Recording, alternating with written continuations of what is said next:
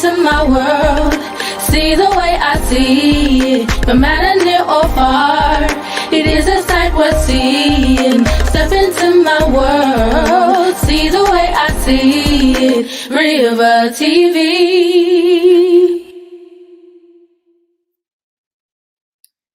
What is up, guys? Good evening, good evening, good evening. It is your girl, the one and only Rivah TV, okay? And I am here to talk about, as you guys can see the title, something that, might hurt a little bit of people's feelings. It might come across, a certain way. I know that when I announced it earlier, a lot of people were kind of like, what is she going to say? What is she talking about?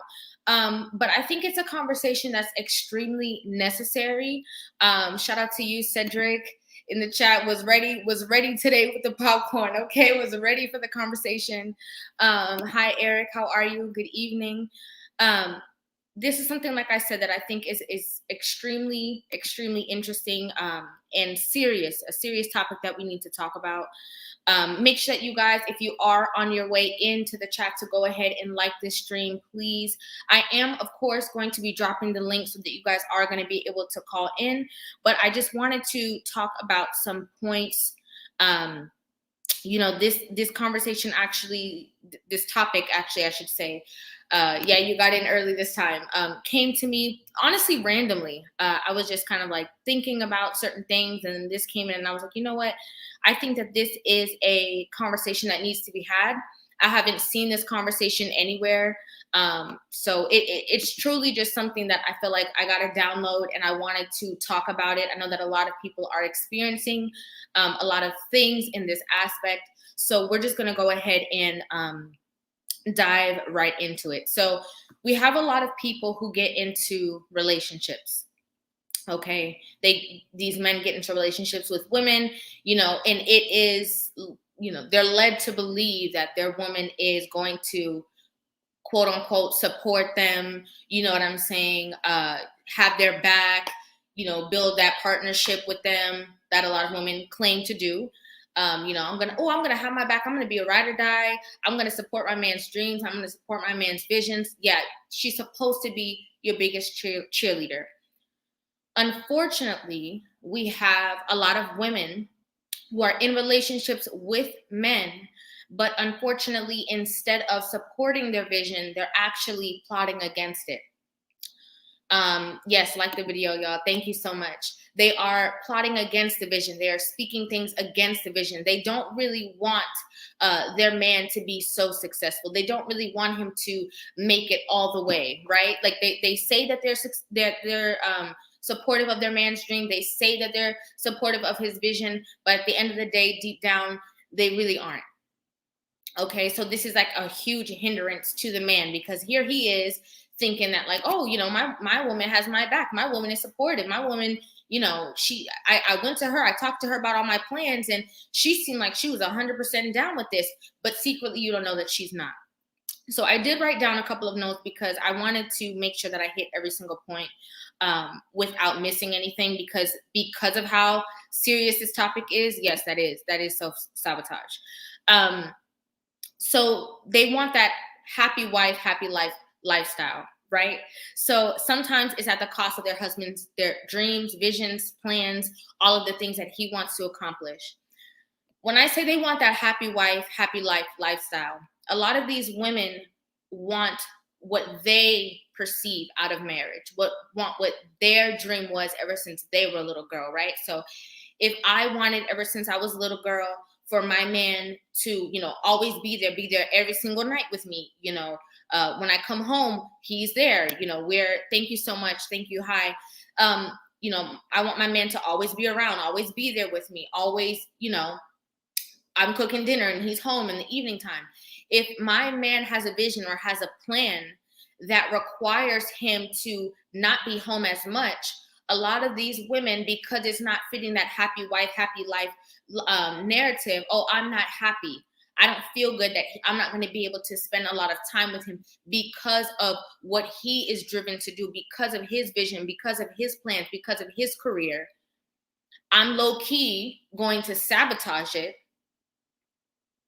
When he comes to me excited about his business plan, I'm going to speak like, oh, yeah, but I don't really know if you should do that, because I realize that I'm not going to be able to be around my man as much. And this is a huge issue because a lot of men are in relationships with women.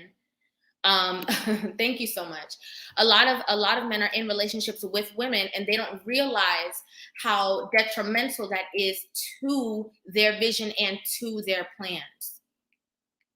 Okay. So this man comes to you and he tells you, oh, I want to, like I just said, like, I want to open a business. And in opening that business, it's going to require him to fly to California. It's going to require him to, be out of the home more times than none. A lot of these women will not only speak against their vision or try to downplay it when their man comes to them for advice, if he does.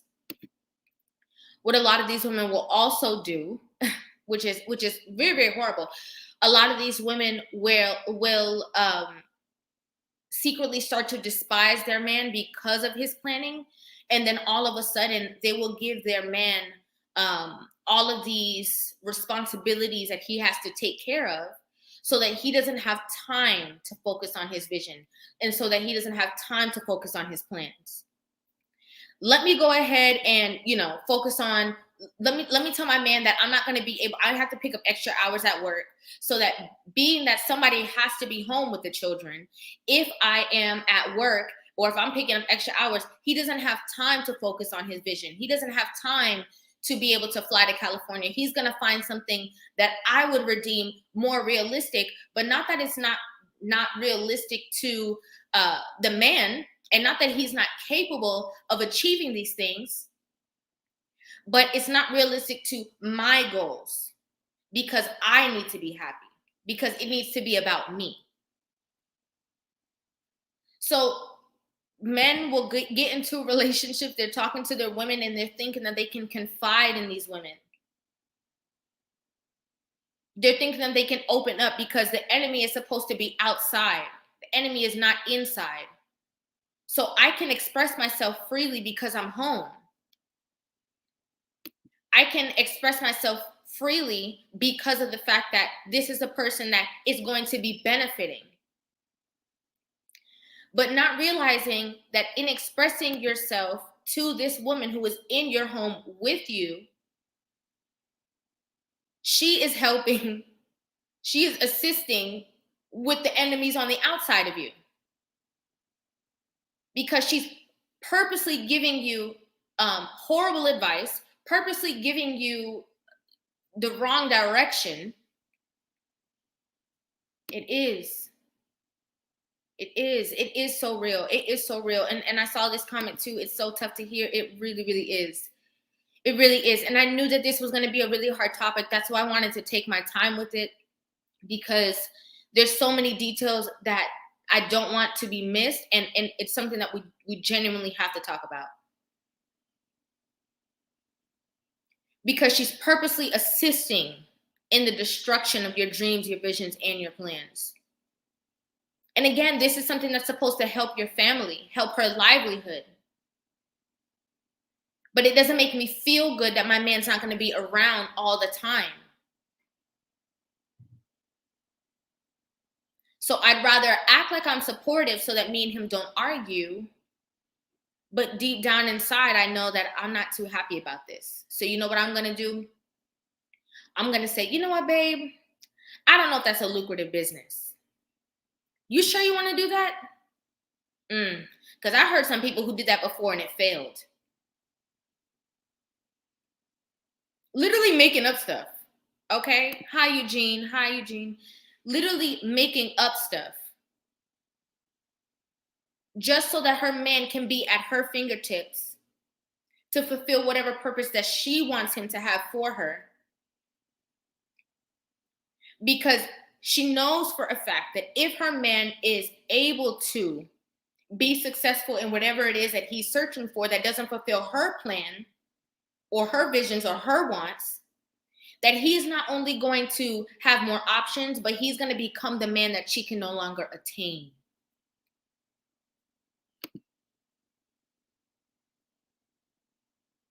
I'm going to repeat that again.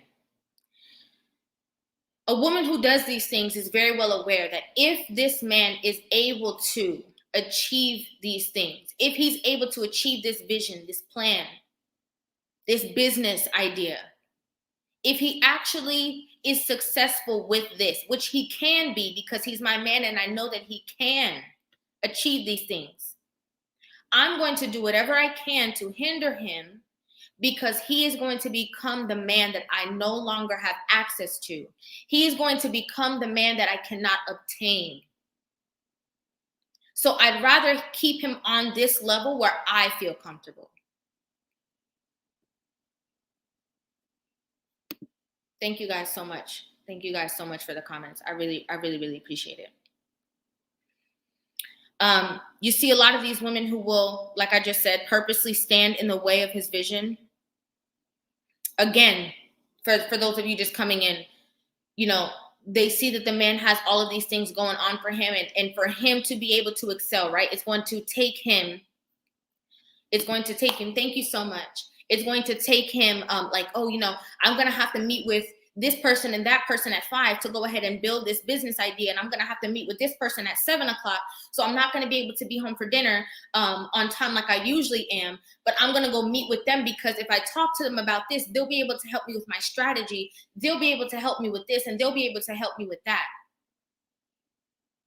All of a sudden, on the same night that you knew he had to go somewhere, you purposely say, oh, babe, come on, can't you do that another day? I'm going to stay home. I had to work late. No, she didn't. You didn't have to work. Thank you so much. You didn't have to work late.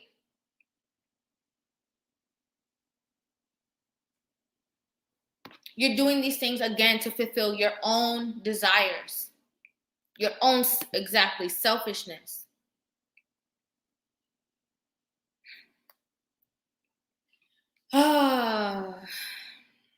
This is a tough one. A lot of these women will kill your spirit. They're worse, like I said, than the people who are outside. They see you excelling. Okay, so you didn't get to go to the business meeting that evening, right? Because she made an excuse as to why you wouldn't be able to go. Okay, so you had to miss that evening. Fast forward now, you actually get to go, another day. She sees you excelling. She sees that you have this confidence about yourself. You know, you get your swag back. You get your walk back. You know, you're doing the best things that you could do. You're feeling good about yourself as a man, as you should. Okay? And then she purposely, because she despises it so much, she tries to kill your spirit.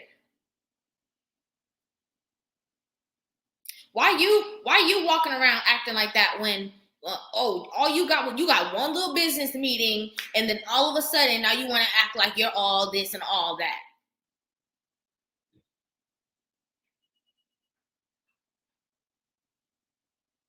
All of a sudden now, because you have an idea. And come on and tell the truth. Tell the truth. She wants to cloud your mind with stress now. Because, okay, I tried, this avenue of, breaking his spirit, arguing with him, keeping his time busy so he don't have time to do nothing else. But now that didn't work. Okay. So who you with? Who that? I thought you said you had to do this. I don't believe you. Good evening. Good evening to everybody that's coming in the chat. Don't forget to like on the way in. Thank you guys so much for tuning in. I really appreciate it. This is like a really big topic that we're talking about. I just want to take my time with it, like I was saying, because this is a lot that I'm downloading to you guys. She tried every avenue.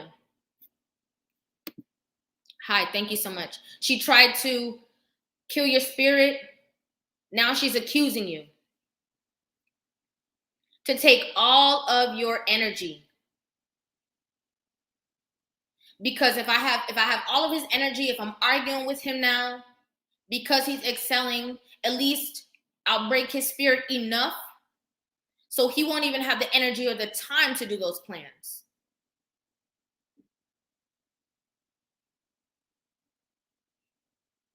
And I want to pose, hi Ruby, thank you so much. Oh, thank you so much. And I want to go even further to say that as a woman, oh, Philip is so supportive. Philip, you are so supportive.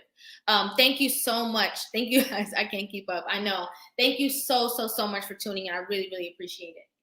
A lot of these women, they have to ask themselves this question.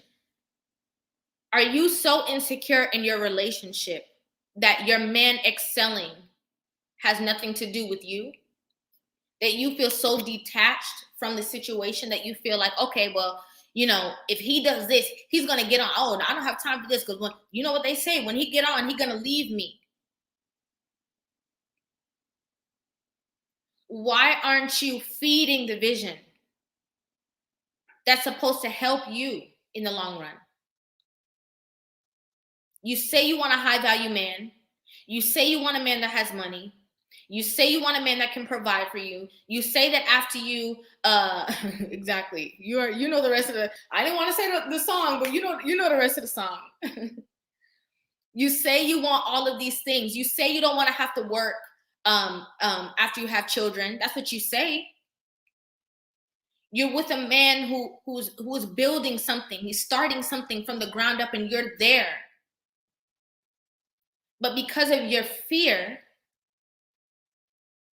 because of the fact that you feel unworthy of the transition, you rather stop him from growing.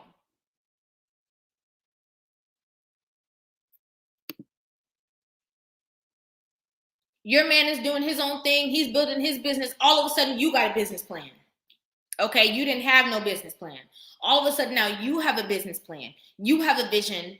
He needs to wait because you never got to do this. Oh, and don't make it be a situation where you guys have kids. Oh, well, that's not fair because you get to focus on you and I need to focus on myself because I gave my life for my kids. Or I gave my youth for my kids. And this is not fair because I need to focus on what I want to do because you spent all that time doing you. I need to be able to do me. All of a sudden you have a business plan. All these years that your man has never brought a business plan to you or an idea or a proposition, you didn't want to do anything else. But the minute that you see that he's going for something, that he's ambitious about something, that he has his heart is driven and set on something, you want to open up 1, 2, 3, 4, 5, 6, 7, 8 businesses. You go down this venture. Okay, then you decide you want to go down this venture. Okay, then don't you see that if you put your energy in as a joint effort with your man, it will be to your benefit?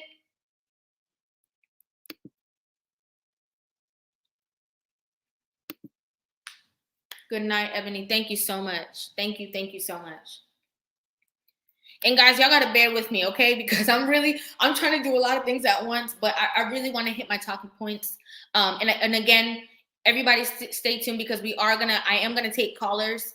I'm gonna drop the link, but I just want to talk about the issues. So we're gonna talk about the issues first, and then we're gonna talk about the things that should be done. Yes, a lot of these women are very, very selfish. They're selfish. And the selfishness is, this isn't what I saw my life to be. I literally know a woman who I was friends with, okay? Her man was extremely talented. Her husband was extremely talented. And I literally heard her say out of her mouth before that she didn't want him to become successful because that's not the life that she wanted to live. She didn't want to have a lifestyle where she was going to be home all the time by herself with the children. No matter how much money he was going to bring in, that's not the life that she wanted. And I said, but isn't it important also what he wants and what he sees his life to be? And isn't this something that is going to benefit you and your children?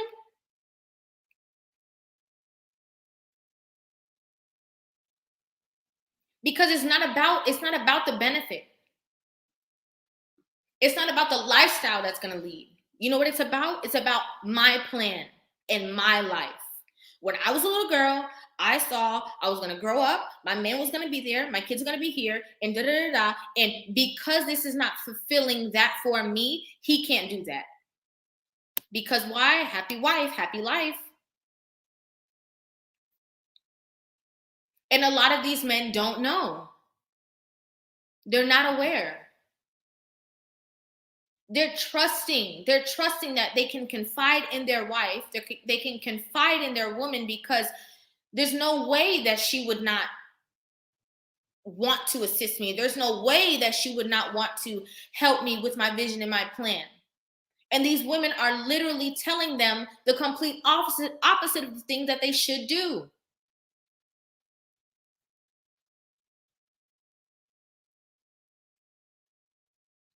She says, if my man becomes successful, that leaves me where? What about me? What about my feelings?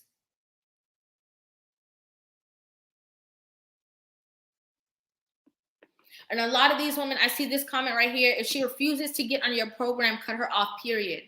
And you know, the problem, Jamal, is that a lot of these women are pretending to be on the program. But when they're in their prayer closet, they're secretly wishing against the thing that you want to do. That sounds extreme. It's true, though. That sounds crazy. It's true, though.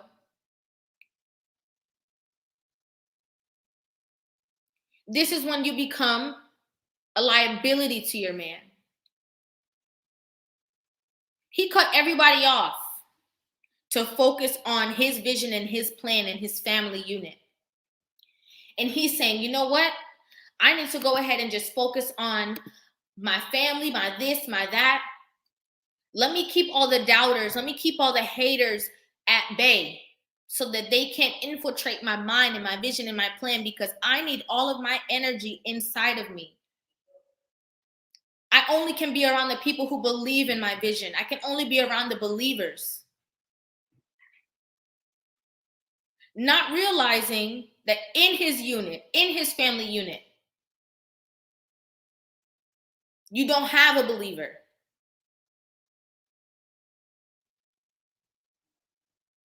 You have the worst enemy, because that enemy looks at you day in and day out and is pretending that they are supportive of your vision and your plan, and they're not.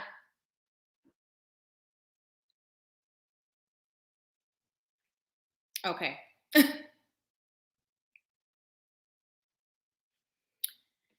As women, we have our own intuition, okay? We have our own intuitions. We have our own powers. And I say this all the time. And sleep in your bed. Come on, y'all. And sleep in your bed. Exactly. The enemy, you have the enemy sleeping in the bed with you. You wake up proud to go to that business meeting in the morning, and I have to repeat this because it's so hurtful. It's so hurtful, and it's so true. You know, as a man, you're supposed to have everything figured out. You know, you grow up however you grow up, but by the time you're 18 or you're out of high school, everybody's asking you as a man, what's your plan? What's your plan? What you gonna do? The people around you are asking, what's your plan? And your woman is asking you, how are you going to provide for me? Okay? You find something that makes you feel great about yourself. You're in a relationship, okay? Maybe you didn't really have it together at first, okay? So you're in a relationship and you have a plan now. You have a vision now. You're working with something. You feel good. Yes. This is what makes me feel good. This is what I'm passionate about. Oh, yes. Let me work towards this business. Whatever it is, let me work towards this vision and this plan, because this is the way out that nobody told me I could discover. So I'm going to focus on this with all of my might. And as you wake up in the morning to go to that business meeting or to go, fulfill whatever it is that you can in to aid you, your woman is saying, "Have a good day, sweetie." But in actuality, she hoping like, "Oh, I hope they don't take the bait. Because him being gone, I'm gonna have to do all this other stuff that I don't want to do."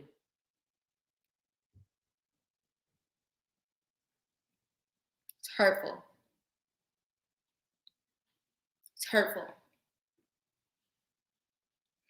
As a woman, you know, there's a reason why, especially when you go to like churches and stuff like that, we talk about this all the time. There's a reason why, and I'm sorry that I'm missing the comments, y'all. I promise you guys I'm doing my best to highlight as much as I possibly can. But there's a reason why there's more women in the church than there is men, right? Women are more emotional. We are more emotional, and as women, we have our own downloads that we receive from the Spirit as well. Okay, you know, women are the one who usually, we're the ones who are nurturing, we're the ones who teach the children, you know, that connection thing, that compassion thing, to be kind, to be sweet, to be understanding. As women, that's our power. As a man, when you have a woman who is supportive of your dream and your vision, there's nothing in the world that can stop you. Nothing in the world. Oh my gosh. Thank you so much. Thank you so much. Thank you, thank you, thank you, thank you. I really, really appreciate that. Thank you. I feel like I'm watching a new age Renaissance movement. I know, right? Yeah. Keep up the good work, Rivah. Thank you so much. I really appreciate that. I genuinely do. When there's a woman who's on your page, when there's a woman who is so supportive of you, there's nothing that can stop you. And I know that. As men, you should, I believe you know that. I believe you're aware of that. That whole, power couple and all that didn't come from anywhere. I mean, that didn't come from, thin air. That came because that it's true. When that balance of energy is working positively in the way that it should be, there's no force that can stop you. Period. Not gonna happen. As a woman, we have like our intuition. Yes, I agree with this. Emotional people can't lead. I know that's true. We have our vision, we have our plans. I'm sorry, as women, we have our visions, we have our emotions, we have our intuitions. And when used in a positive light, can be so good.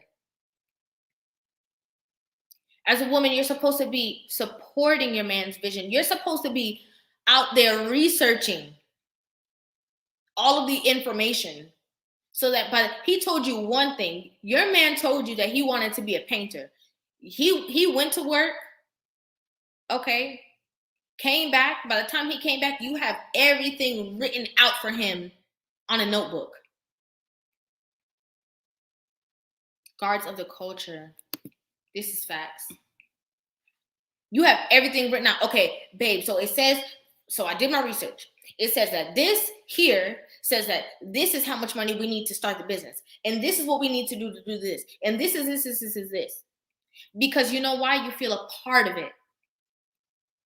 You're not intimidated by his successes. You're not intimidated by his elevation.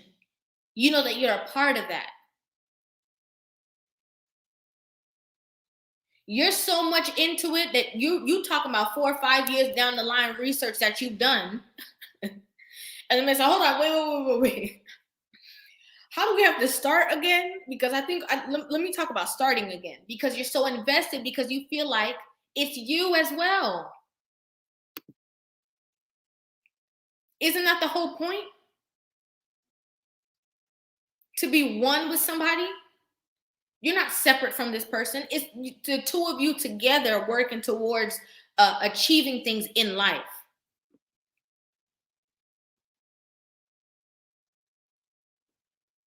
You saying, let me go find this out.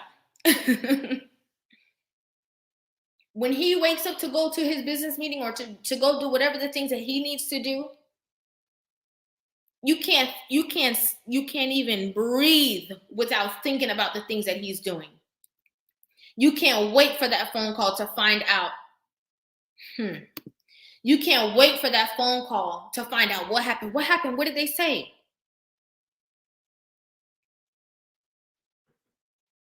Oh, they said not this time, babe. Don't worry about it. You want to know why? Because a better plan is coming. The right person to assist you with your vision is coming. And you know how I know that? Because you're more than able and you're more than capable. It's not you that's the problem. They're missing out.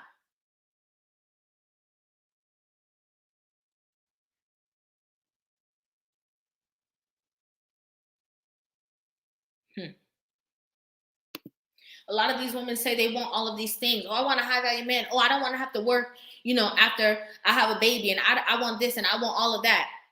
You have a man that's elevating right in front of you and you can't assist him. You're so masculine that you'd rather compete and look at your man as an enemy because you always want to be in the forefront. Okay, let's talk about it. You always want to be all up in the forefront.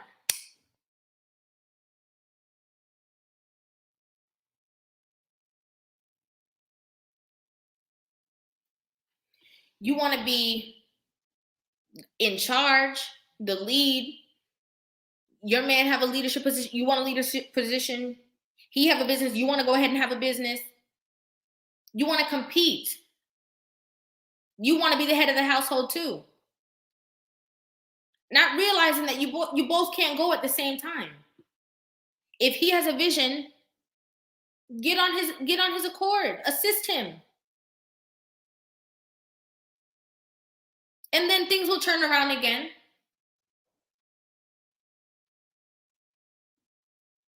Want to run everything in sight along with their mouth.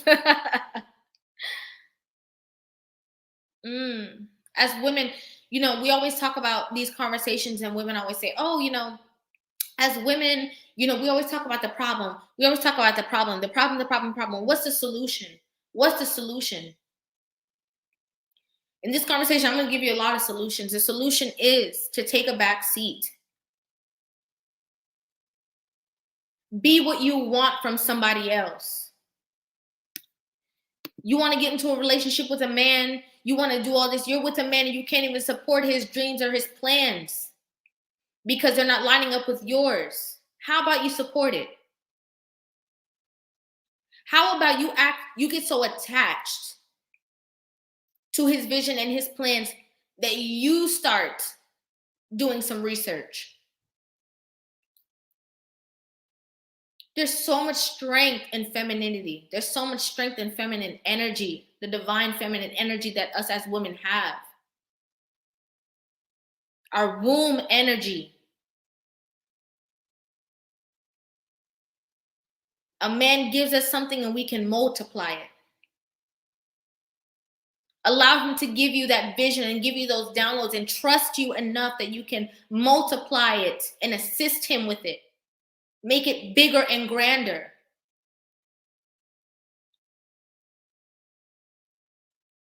Thank you so much, Eugene. Keep in mind that when one gets into a relationship, some sacrifices must be made. The woman must drop her pride and support her man, and the benefits will come.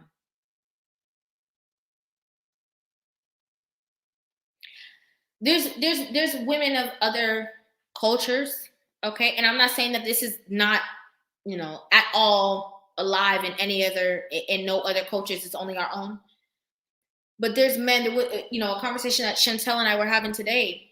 I believe it was like a small snippet of the conversation where there's men who have jobs that people would think are beneath them, jobs that people would not want to do.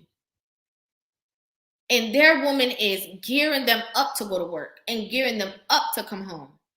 Ooh, let me go ahead and let me wake up early, cook his breakfast, pack his lunch. Yeah, very true. Pack his lunch, Make his dinner for when he comes home so he can have the strength. And when he comes home, he's treated no less than a king. His kids aspire to be him. Our men don't even have the chance to focus on the things that would make them greater, that would to be able to focus on the things that would allow them to step out of what their generations have been doing before them, because you want to get in the way because of how it's going to make you feel, because of your own insecurities, because you don't feel worthy, because you don't feel like you're enough.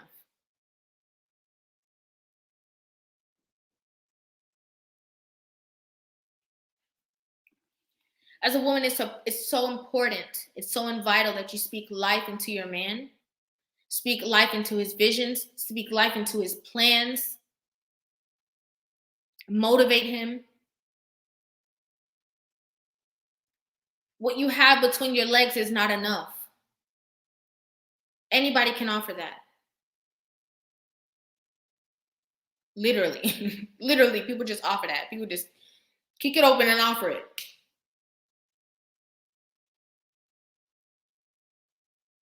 You have to be authentic. You have to be able to be exactly the cheerleader. It's not just about cook cleaning. Okay, they can hire that. They can hire somebody to cook, to clean, to bust it wide open.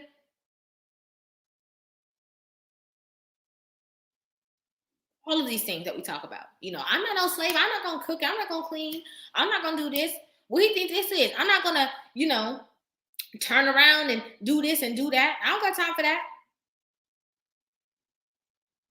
He could get people to do that. What is making you different? What is going to make you stand apart from the rest? Why would he choose you?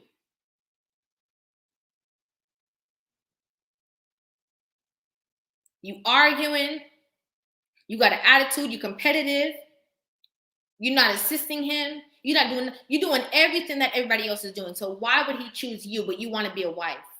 How? How? If you put the stuff down on paper that you offer to a relationship, you wouldn't even wife yourself. You wouldn't. And you see this right here? You see this? This says love. I'm coming from a place of love. But love doesn't mean that it's not going to hurt your feelings. I have to tell the truth to you guys. I have to tell the truth to you guys. What is going to set you apart from the rest? It's important that we look inside and we see, especially to the women I'm talking to. I know that the men are here and they're like, yo, I see a lot of you guys. I can't read them. Thank you so much. I see that a lot of you guys. Oh, thank you so much. Thank you. Oh, Miss Janet, looking for you. Thank you so much. But as women, it's so important that we know what it is. You know, we always talk about like women don't know what they bring to the table. What do they bring to the table? I am the table. Da, da, da, da, da. This is a part of what you bring to the table. This is a part of your difference as a woman.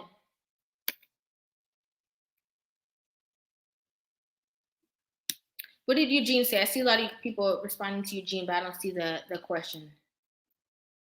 See, exactly. Same thing I'm saying.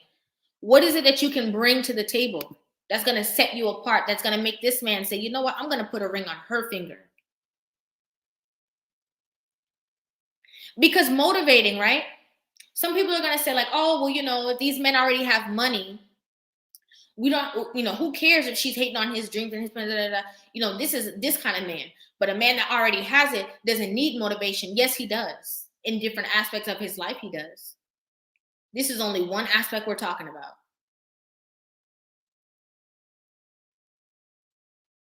You think that men that have money don't have off days?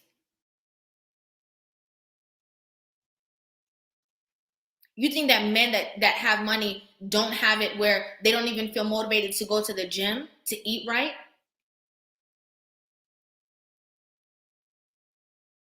Because I have you in my best interest, because I care about you, and because he knows you care about him. You can say, babe, you need to drink some water. Because I feel like you're not as healthy as you should be. Babe, you're not going to the gym today? I think you should. I think you should. You need it. It does well for you. There's motivation in so many different ways, so many different aspects. Be the person that offers that instead of a headache. Be the person that helps instead of hinders. Be the asset, be not the liability.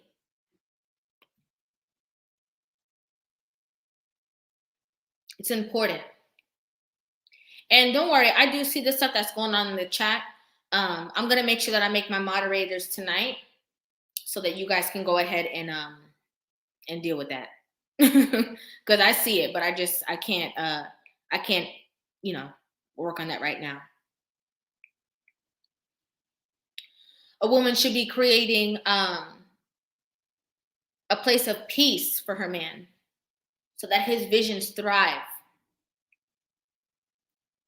So we talk about the woman who creates contention, who stands in front of his vision, who starts arguing with him, who clouds his judgment, clouds his mind, so he can't perform as well as he could perform had she not done that. A woman that has something to bring to the table, a woman that is motivating to her man is going to do quite the contrary. She's going to make sure that when he comes home, okay, maybe he's working a 9 to 5 and he has a business plan or a vision over here. She's going to make sure that when he comes home from his job, okay, babe, let me go ahead and cook you something. Let me make sure you have your food to eat. Let me have your clothes over here so you can, take a shower. Because I know you're going to go ahead and get right into this.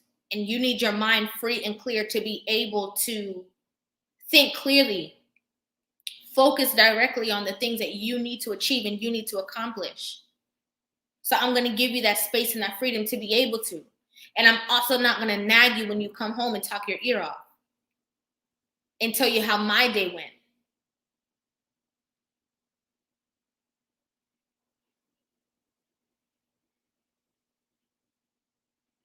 It's important.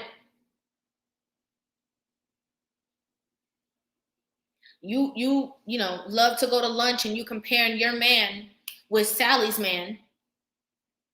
But the only reason why Sally's man and your man are in two different tiers, tax brackets, is because Sally is giving her man the freedom to be able to focus. He was able to focus on his dream, on his visions, on his plans, on the things that he wanted to do without you clouding his judgment. You say you want a man like Sally's man, but how are you treating your man? How are you assisting your man?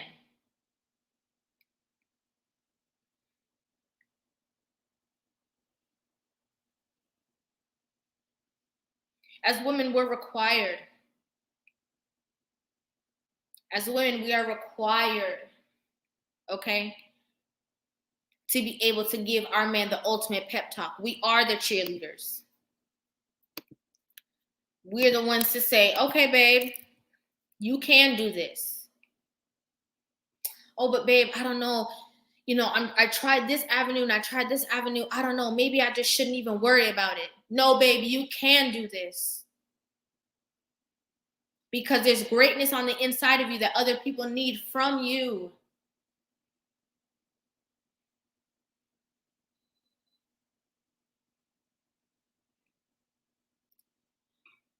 Guys, I had to calm down. I'm getting emotional. I'm getting emotional because it's so true and so many of our men go through these things. Thank you so much.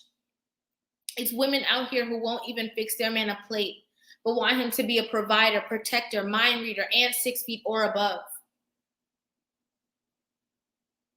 You can't even give him a sandwich. You can't even give him a glass of water.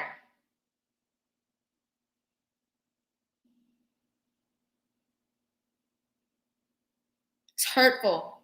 It's so hurtful. Where are we expecting these men to get their motivation from? Because when this man, as Sister Shahrazad Ali said, they come home from work, they don't know, okay, should I go in? Should I go out? How's she going to act? What emotion am I going to get from her today? She going to fight me? She going to argue with me? She going to accuse me of something? It's not fair. This is a house where they pay the bills and they don't feel comfortable to come home because of you. Because of your contention. And you know what's so interesting? Your man is so, thank you so much. Thank you so much. Okay, I will keep that in mind for sure. Thank you so much. I will definitely make you a moderator.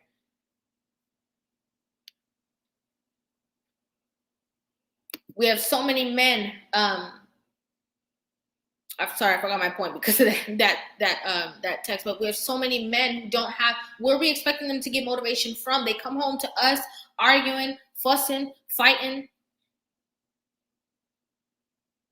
Their heart breaks because they go to the grocery store and the woman actually sees him as a man and respects him. And he's saying, damn, how come I can't get this at home with my own wife? I told my woman my vision, my plan, my this, my that. And she said, okay, babe.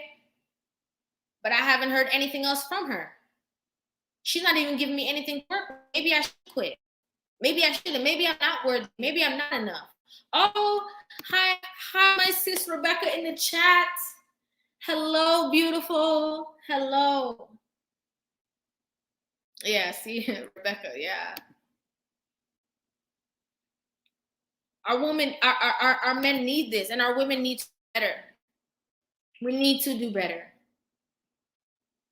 We need to allow our men, the peace to have conversations with us. The peace to be able to talk to us and say, okay, babe, I have a vision and a plan, and the trust that we are not self-sabotaging the unit. Rebecca had a great analogy. She calls herself the co-pilot and her husband the pilot. You're going this way, he's going this way. You'd rather have the plane to crash than to just allow him to lead the plane in the right direction because of your selfishness.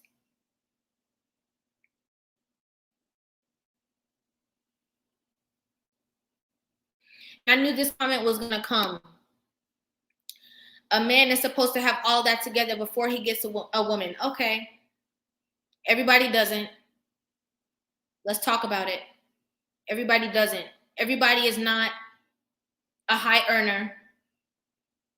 Every man isn't wealthy. That's not possible. That's not possible. Our women are the least chosen from.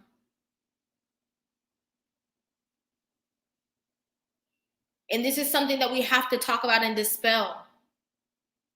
A man is supposed to have that all together. Okay. Not every man is going to. Some men meet you in the building stages. And he says, where I'm going, I want a wife there with me.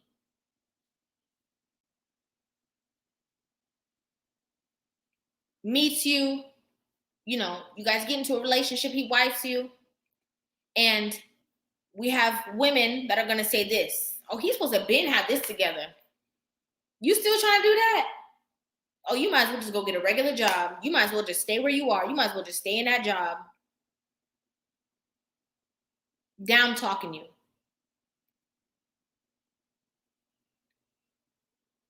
When we look at a lot of these men who are in very high places, okay, we're talking about, the guy who created Amazon,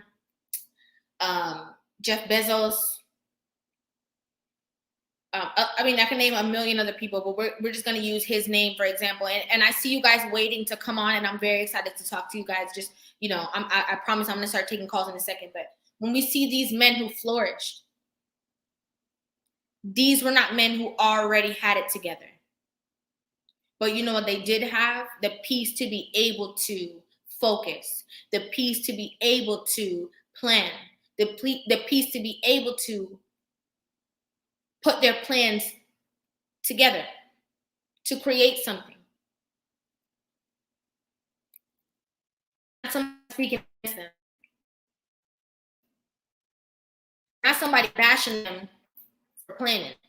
Not somebody saying, oh, okay, babe, I think you'll do great. And then telling her homegirls, girl, he's still trying to do that thing he was trying to do. I don't know what's wrong with him.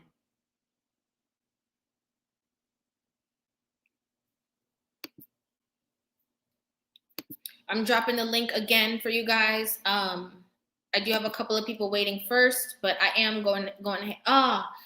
This is such a good comment. The room to fail. The room to fail.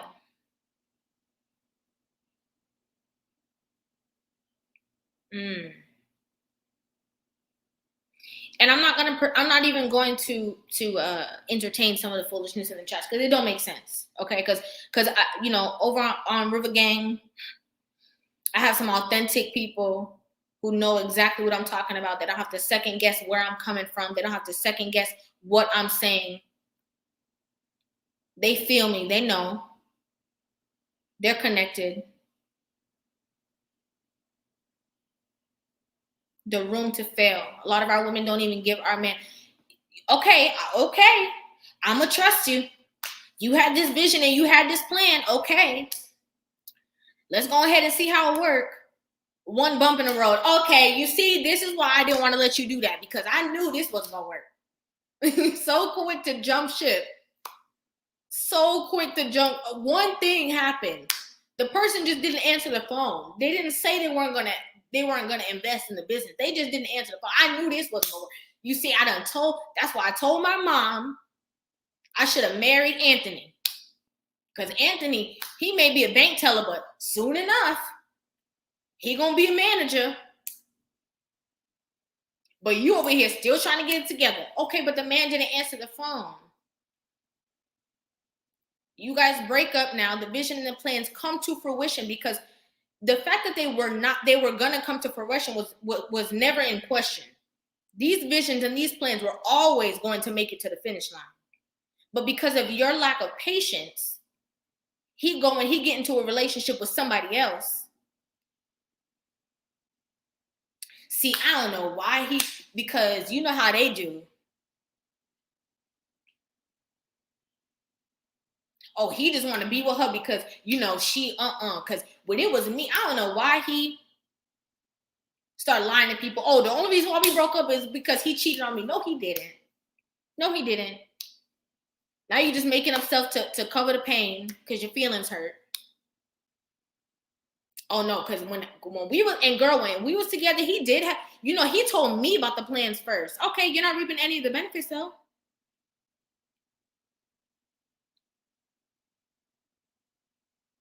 She getting all the work that you should have been put in, but you didn't. She gonna reap the benefits of that, not you. And I'm not saying that to even say that that's the reason why you should be doing it for. But now you want to glamorize the man when you should have been. What's the song that she wasn't shooting in the gym?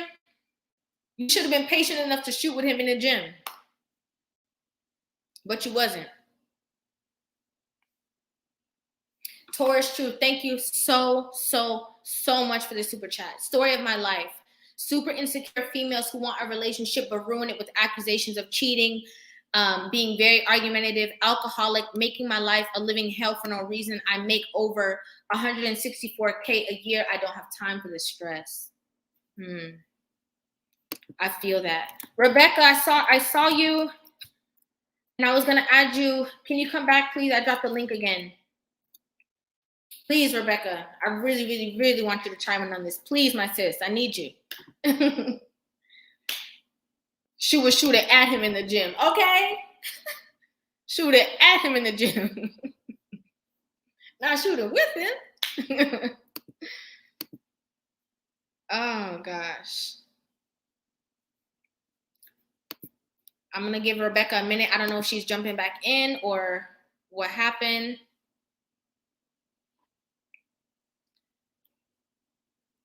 but we know she's a baby, so she might have to come back. She might have to come back. So I'm gonna go ahead and like I said, I dropped the chat. Please, guys, if you do want to join, just make sure that you have your cameras up so that we can see you. And we're gonna go ahead and jump right into the call section of this live. Thank you so much for being patient. I'm gonna add another person. Hello. Good evening. Oh, I think you're muted. Okay, there you go. I was saying, hey, Rivah. Nice to see you. How are you? Nice to see you too. Doing good. Just wanted to show support, and then even on the topic for me in particular, it's like a sensitive subject for me because just one of my own longest lasting relationships, I was dealing with this throughout the entire relationship, and it was something that I wanted to deal with because I would talk to her and be honest with her about it, and she would know exactly where I was coming from, but it was something she couldn't help. So it's something I decided I can just tolerate this. I can tolerate this because I see her trying still, but there's a mindset behind it that I didn't get to, even in my honesty, that oh damn, it's make me emotional shit too. But I'm sorry. I started like going down a rabbit hole a little bit, whatever. But it just like just to know that she was trying to, it was enough for me as a man. And I feel like other men go through that too, is that once you're honest about something, then, you want to confront the problem, you want to tackle it. But whatever the issue was deeper than what I could resolve or what I could even help her resolve. And it had to be something that she had to willingly want to do on her own outside of me instead of just wanting to do it for me. That was one of those things where it's like, I think a lot of people in the manosphere try to explain it as you're either feminine or you're not. And I don't think that she wasn't feminine enough. Or maybe that's it. Maybe I thought she wasn't feminine enough. But the fact that she couldn't, or not she couldn't, that for me at least, maybe she can do it for somebody else. But for me at least, you say it's a safe place. But I mean, but the lesson I ended up learning since then was that, don't try to meet people more farther than where they're at. So with her, it's like I had to learn that lesson the hard way. And then with other women, it's the primary reason that however long I deal with them for, or whether or not, I'm being an eligible bachelor or whatever, I always tend to like in my worst case, I always tend to look at that as a factor for me to just think that if she is just naturally feminine, I'm going to feel naturally compelled to protect her. And when I always go off of that feeling, things always progress naturally and well for me. When I don't feel that and I don't react naturally to what I naturally feel is feminine, like it's a real natural feeling, then it's lost. And I don't ever regret being that sincere. I understand what you're saying. And I want to touch on the point that you made that was just so clear and true. Sometimes the hurtful thing, being the man in this relationship where a woman is not supporting you and you're realizing it, sometimes the hardest thing you have to do is walk away from that relationship. Because that's a big example of how it's going to be in years to come with other things. Okay, and I get so upset when I see people expecting men to every man, okay, just have it all together. That's not how it works for some people. Some people it doesn't work for that, and some people do have a job, but what they're passionate about or their vision or their plan that want to create, the business mindset that they want to create, is something completely different. I think that idea that a man should have it all together only fits in a very specific space for men talking amongst men. Men should be judging each other off of that. But for example, even in my own situation and other situations that I've heard and seen, because I don't want to speak about myself too much, but for this being the case, what happened? I said, yeah, tell us all your business. Apparently on the Lapeef Network and a couple other places, I'm just a horrible eligible bachelor that, I'm doing modern women dirty because I try to be honest about myself. The past couple of days, I've been getting burned alive at the stake. Like you only mess with hoes, or I don't know. They try to make it seem like I'm like some risky dude or whatever from just me talking about me trying to be honest when everyone's trying to blame Pookie and Ray Ray. I'm just like, no, I don't want to marry a lot of modern women myself too, from what I deal with, and that's a real thing. It's like I'm not I don't know. I'm a nerd. I was always a nerd. I was never like a cool person. I don't think I'm that attractive. I think the only thing about me that attracts women is my ability to communicate with them. Like I would be hit if women had to like judge men for their attractiveness. If it was attractiveness, I wouldn't stand a chance. But for the fact that women, the beauty of women is that they appreciate men for other things, is where like for me that I feel like now I can find me someone for me that, you know, that makes sense for me, you know, or 2 or 3, depending on whatever, however life goes. I'm not going to control that. But back to the original point I was making. What was my original point? What I was talking about before me? You were saying that you didn't want to get too much into your life, but you wanted to. Oh, no. Because we were talking about what that guy commented on. The conversation that men should have amongst men is what men decide for each other, what stability is. We hold each other accountable for when we compete against other men. So we use that as a standard for amongst men. But a woman shouldn't look at that, doesn't look at it the same way. Because if it was up to a woman to decide, they would look and see, they would always keep on wanting to be better and better. That's where I think what they call it is hypergamy comes into play. Because they're always looking for a better man. They're going to look at you to say you're ambitious to replace their ambition. But if that ambition is based in their hypergamy, there's never going to be anything that's enough. That'd be the woman that even if she was with you from the beginning, you know, from the studio apartment, that if you make it to the mansion, that she still thinks that you ain't shit. And why you would not want to even be around that woman. Why, like, and it's stuff like that people don't talk about, is that even if I do better with this woman, she's still looking at me like the dude she knew in high school, when now I'm on a whole nother level. And I appreciate her insight from her experience of knowing me that long, but I don't appreciate her trying to drag me down over that long period of time. Right. And that relates to how I felt with what I was going through, is because I've never really been financially a scrub. I mean, I've had my ups and downs, but I've never been financially a scrub. But tried to be made to feel that way, and when I try to go and make a move, to hear, you know, to like after the fact, looking back, I see it as my job was like another girl, and that's who my girl was competing with. My girl was competing with another girl, and anything I did that was on my purpose, she was competing with that. So everything she was doing was compromising the thing that I used to provide her security in the first place. Which if I ever compromised that, she was gonna look at me and be like, well, you're not the same guy I was with. And it'd be like, I'm not the same guy I was with because I compromised it for you out of you asking. And I never put myself in that position because I knew better, but I ended up enduring and not being able to progress because I was holding myself back, knowing that everything I was going to do was going to be an argument by the end of the week. So that's my point. I completely agree with that. And thank you so much for coming on. I really, really appreciate that. One thing I did want to say too, based off of the point that you just made, is that it's so true. We have these women that will be like, you know, if say for instance you love music or you love construction, they'll be like, oh, that's his real wife.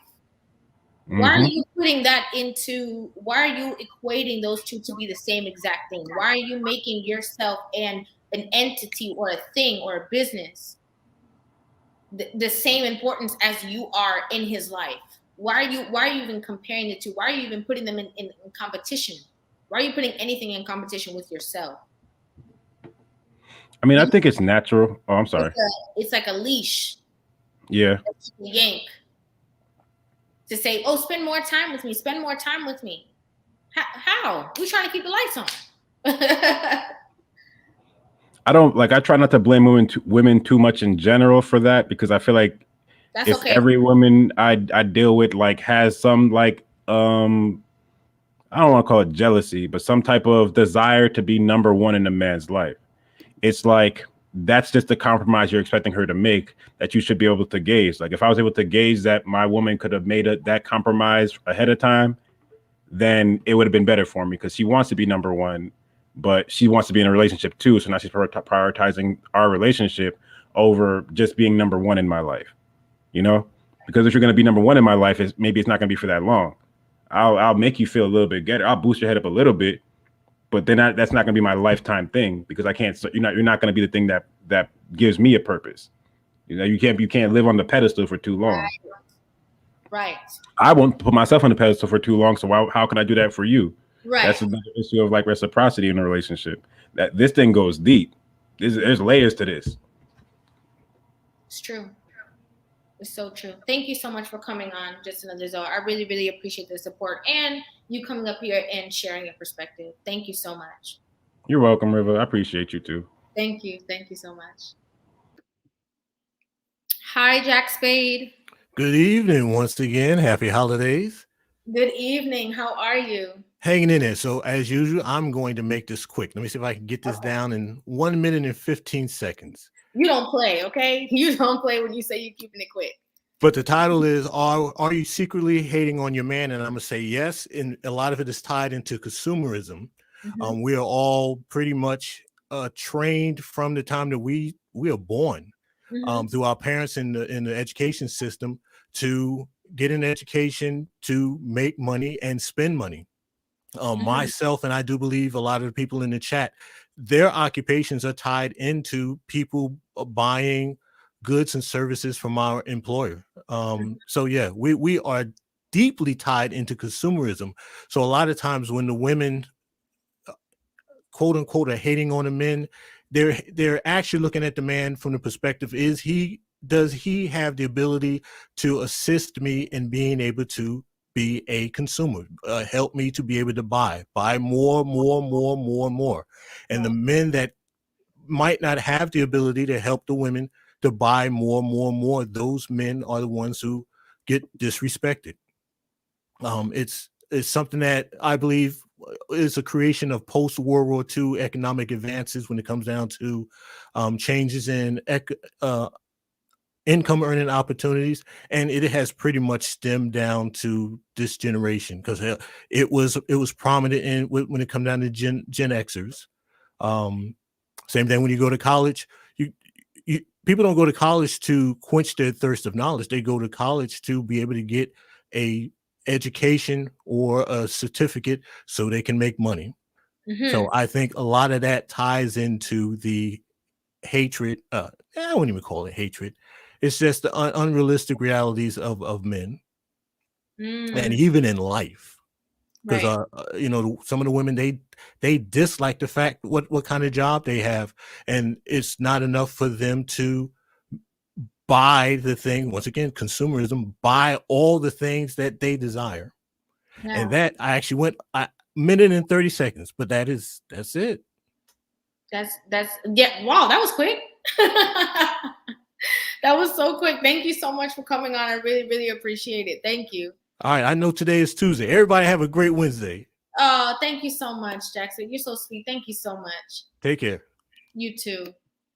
I think that's a really good point that he made. I think that's a very, very strong point that he made. And even to add to the point that he said, yes, a lot of these women are not happy. A lot of these women go to their job and they're not happy. So because of the fact that you get a opportunity to focus on your plan and maybe expand, and elevate because you're ambitious, she's mad at you for being ambitious because she has to go to this job while you're pursuing that thing because it's going to require you guys still working your job until that thing jumps off. So she mad at you. She miserable with you. But at the end of the day, she doesn't want to be the breadwinner in the relationship either. So it's like, what are you exactly mad at him for? Because if you had the opportunity to flip the script and you get to, go out there and work and pay the bills and do all these things, and okay, fine. You go ahead and focus on your vision. You're still going to complain. You're still going to be upset. Yes, most women are never satisfied. You're still going to be upset. And I'm dropping the chat again for you guys. I'm trying to catch up on some of these chats. Let me see if I can do that so that because I saw a lot of you guys were having like a lot of dialogue and I was missing it and I don't want to miss it. So let me just try to scroll up a little bit. Oh, there we go. Good. Okay. A lot. Ooh, it's a lot of stuff. Okay.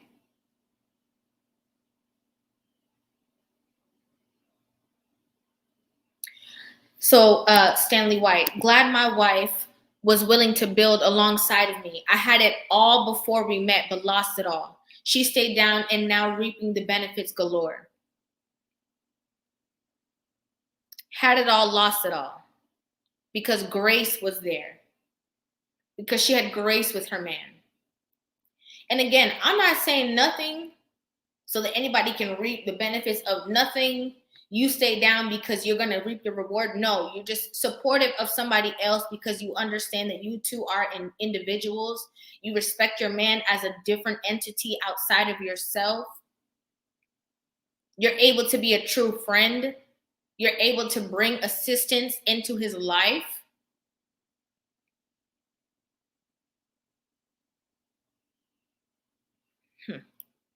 And at the end of the day, you're aware of, no matter what goes on in that situation, you are assisting him in doing something that makes him happy. I know a woman that's married to a man that he goes hunting. She hates it. Okay, she absolutely hates hunting. She literally hates it. She tells him, do not bring anything home when you go hunting. He still does, of course. But you know what she does?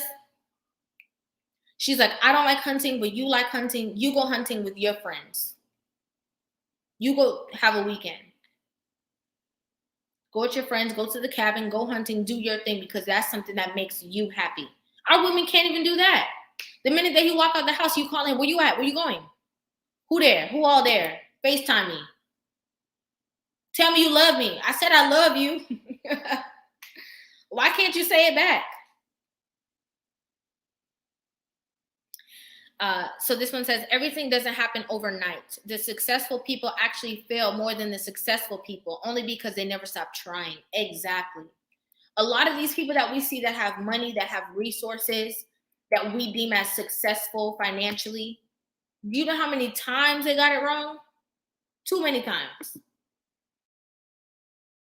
They got it wrong 1, 2, 3, 4, 8, 20 million wrong times.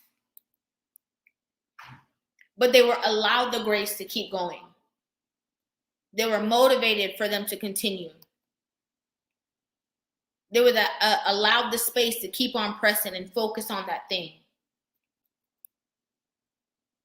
Instead of, like I said, oh, I knew this wasn't going to work. I call it staging. They like to argue at the end of the week to have a reason not to be home with the kids and the family. And this is a very, very, very strong point. This is such a strong point. You're arguing with your man at the end of the day just so you're able to, you know what, I'm not doing this with you. And you can go home. I mean, you can go out with your friends because you mad. Now he got to sit there on the weekend. This was his only time away from his job to be able to focus on this thing outside of his job, to be able to, aid him and assist him. And he can't do it because you mad. And then you want to come back. Hey, babe, like nothing happened. No accountability, no explanation, nothing to talk about. What? You knew I was mad. What's the problem? Family values, I would love for you to join the stream.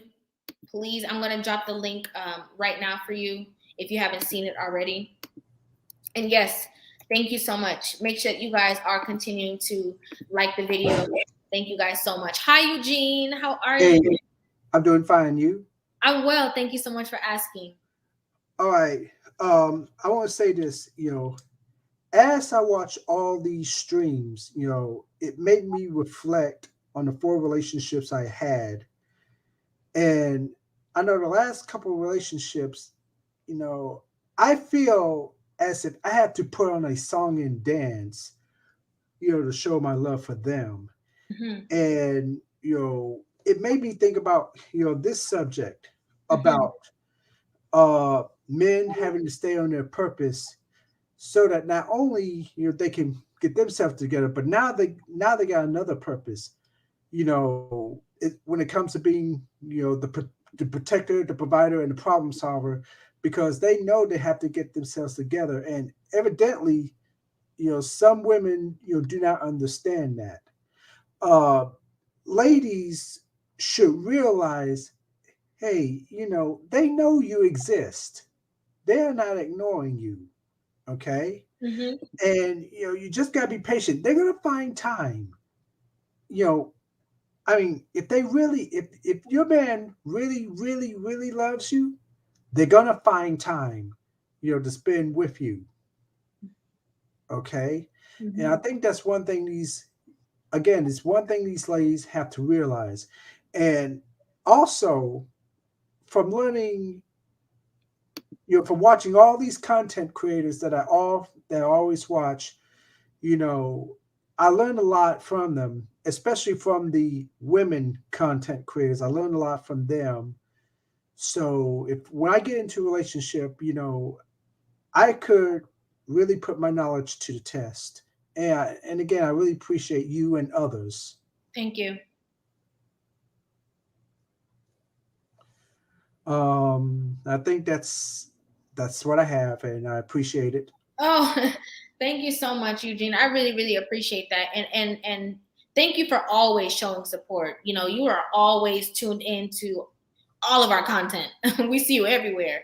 And so I really, really want to say, thank you so much for always tuning in, always supporting, and always calling and sharing your perspective. Thank you so much, Eugene.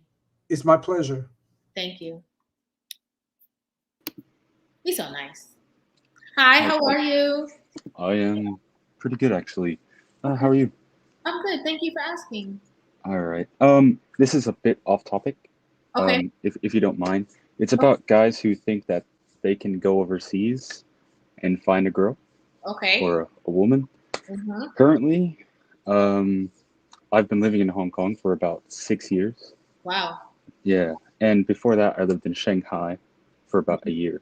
Mm-hmm. And I will say that if you can't find one in America, it's going to be quite hard for you to find one here.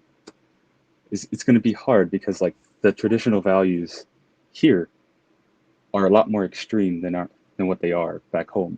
Mm. If you don't make money, you are not getting a girlfriend. Period.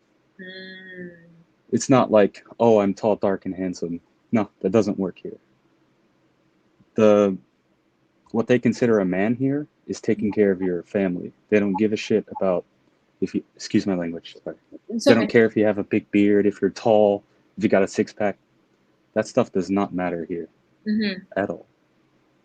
I mean, I'm a tall guy. I'm 6'4", but girls are like, so what's that bank account look like? Mm. What's your education look like? Mm-hmm. They don't care at all. Mm-hmm. I've been to 53 countries, and I will say, no, it's just not. It's not. That's all. That's all I have Thank to you say. so much. No, that's okay. Thank you so much for That's calling all. in. And I'm glad that you did call in, even to say that, even though it's because it's off topic, but it's kind of not. So I'm glad that you said that, because we do have a lot of people who talk about that. Like, oh, well, I see it in the comment section. Like, I'm going to go ahead and go overseas because, I need to go find somebody else. And you're like literally overseas. Like, if that's the issue that you're having, if not finding like a girl to, get on your page, you're still going to have that issue. And I would even go further to say that a lot of the issues are that America is infecting other cultures as well. Yeah. We do things in some aspects, a lot of the modern women all across the globe, and they copy that as well. So it's still going to have the same effect. Yeah. And then you also have to consider, like, traditional for them, they're not supposed to date out of their race either. So how is that going to be possible? Right. Like, I mean, you literally have to be a doctor. Yeah. And a real estate agent and all types of, like, you have to be everyone to even get a chance. And I completely agree with that. that's basically basically Thank you so much for calling in, Jesus. I really, really appreciate it. Thank you no so worries. much. No worries. Okay, I wanted to. I'm sorry, Michael. I'm gonna drop you down for 1 second. I just want to get family values on. Then I'm gonna bring you right back up. Okay, so don't go too far. Okay. Hello. Hey, girl. Hey, girl. Working hard in these streets, huh? Okay. Yes, but I saw, first of all, I saw your comment about how you are supportive with your husband, and I had to bring you in. Rebecca Barrett was in the chat earlier, but I don't know where she went. I think I love her. I love her too. She might be coming back, but I wanted to get a wife in the chat as well to talk about this, because we always say this. People always talk about the issues, the this, the that, the what women aren't doing, the this, the that, and the tools of what you should be doing. So I definitely want you to be able to, feel free to say whatever it is that you want to say about this topic. Absolutely. Well, I've actually been in that place where I felt a little jealous of my husband. He does music and it's his passion. And Right. I have felt jealous before in the past. And when there was a season when he stopped doing music. And then at that point, it was like, all right, something's different. He's not as driven. He's not as happy. You know what I'm saying? It changes the whole, and then he's looking at me to fulfill something that I can't give him that. So I think it's ridiculous for me and for any woman to want to stunt that growth within your husband or man, because when they are living in their purpose, they're happier. And when they're happier, your whole home is happier. They say happy wife, happy life. No, it's the other way around. When your man is happy, that man will bring so much happiness in that home. But when he's depressed or not walking in his purpose, the whole house feels it. And people don't understand the power of a man in a home and how, his peace, his happiness, and his purpose affects everybody under him. Yes. And let me ask you, so did he stop doing music because of like his home structure, or did he stop doing music because what was the reason why he stopped? It was just, financial situation, and he had to focus on making sure family was good first. Right. It was family first, and he had to pause for a second to really focus in on making sure we were good. And although that is purpose in itself, and that was his job to do that, it's so much. It's a difference when he's really walking in his purpose, in his passion, and what he loves. Sometimes you hit hard times, and you gotta refocus on what's most important. Of course, that's family, but then in order to continue on and to build and to give something for your children to have and have legacy to leave, you have to work on your passion, because God gives us all a passion, and to ignore it for men especially, it can feel like death. Yeah, it feels like, what other thing do I need to do here? Because this is the only thing I care about, and if I don't do this, then what am I here for? Right, exactly. And then, then he's looking at me, or, trying to get that passion and that excitement that he had in his music, but I can't offer that to him, So it's one of those things where, women will say all day, you spend too much time working, but as soon as that man is in your face all the time, you're annoyed. You feel the pressure that you got to keep him happy, or he doesn't like me today. It's too much. Let that man go. He not this, he not that. Like what? Right. How he's not even gonna, if you can't get what you want from the man when he is focused, what are you gonna get from the man when he doesn't have an opportunity to exercise what he's excited about? Exactly. And I want to note that when you're in your true femininity, you inspire. So if you're with a man and he's unpurposeful and he's not doing anything with himself, you gotta, even though it's his responsibility, we still have to take accountability and look within. What am I doing to not aid him and help him to get up out of this slump? Am I inspiring him, or am I, incentivizing him to sit up under me in the house with me and the kids? Right. So Right, exactly. And I love that you said the word inspire. And another thing that I really, really, really love that almost made me cry. Okay, I'm very emotional, guys. Okay. me too. I'm very, very emotional. I feel like most women who are in tune with their femininity are extremely emotional. But is that Hmm. you said, I was jealous before. I went Yep. through like the ability to say that, and it's not hard for you to say because of the fact that you don't feel that way anymore. Right. Because You grow. you have understanding exactly because of the growth. You're able to recognize it and say, no, he needs this.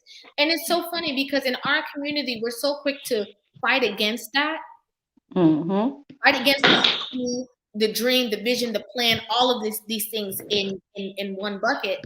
But you hear other women of other communities like, oh yeah, he's a volleyball player on the weekend. It's like, what? Oh yeah, he goes with his friends and he plays volleyball for like hours at a time, whatever. Right. Or he's a golfer, or he's a, they every man has their thing, or he's gone fishing. Yeah. When the vision is big, because you can't see it, you have to fight against it. Right. And also what I've learned is it's so important to give him that space, to give him that time with his brothers, with his boys. Because anytime he does spend time with his boys, it seems like he appreciates what he has at home. It seems like, he gets a different outlook. Men need to have that brotherhood, to iron sharpens iron. We know that. So, he needs growth, and a woman can only be so much for a man. Yeah. Men need other men too. Right. So don't be all hovering. Let him go with his boys, and you got to have trust. You got to trust him. You shouldn't be married to this man if you can't trust him to go out with his boys. Correct. You guys should not have even got it to that far. And yes, it gives us space to miss you, which is so true. They go out, yes, and they be like, hey babe. Exactly. They want to tell you the whole thing that happened. They want to feel good about themselves. They get that feedback, and that's so important. So thank you so much for no problem necessary. And these are conversations that women need to hear. They need to understand what it is to be supportive, and what it is that you can now say that you offer in a relationship that does make you different. Right. Yeah. Right. So thank you so much. Love you, sis. No. Thank you. All right. See you. Okay, Michael, I'm gonna add Michael, and I'm also going to and then we have like a couple of people. Listen, I do see there's 2 people waiting. I promise I'm gonna add you. Just give me just like a couple of seconds. We want to give everybody their space to go ahead and talk on this topic. Hi, Michael. I just saw you. I think you're on mute. Hey, can you hear me? Yes, I just saw you the other day. Or was it today? I don't even remember exactly, Bobby. No, the question I asked you last night had to do with what was that? Oh yeah, about therapy and drastic measures. Mm-hmm.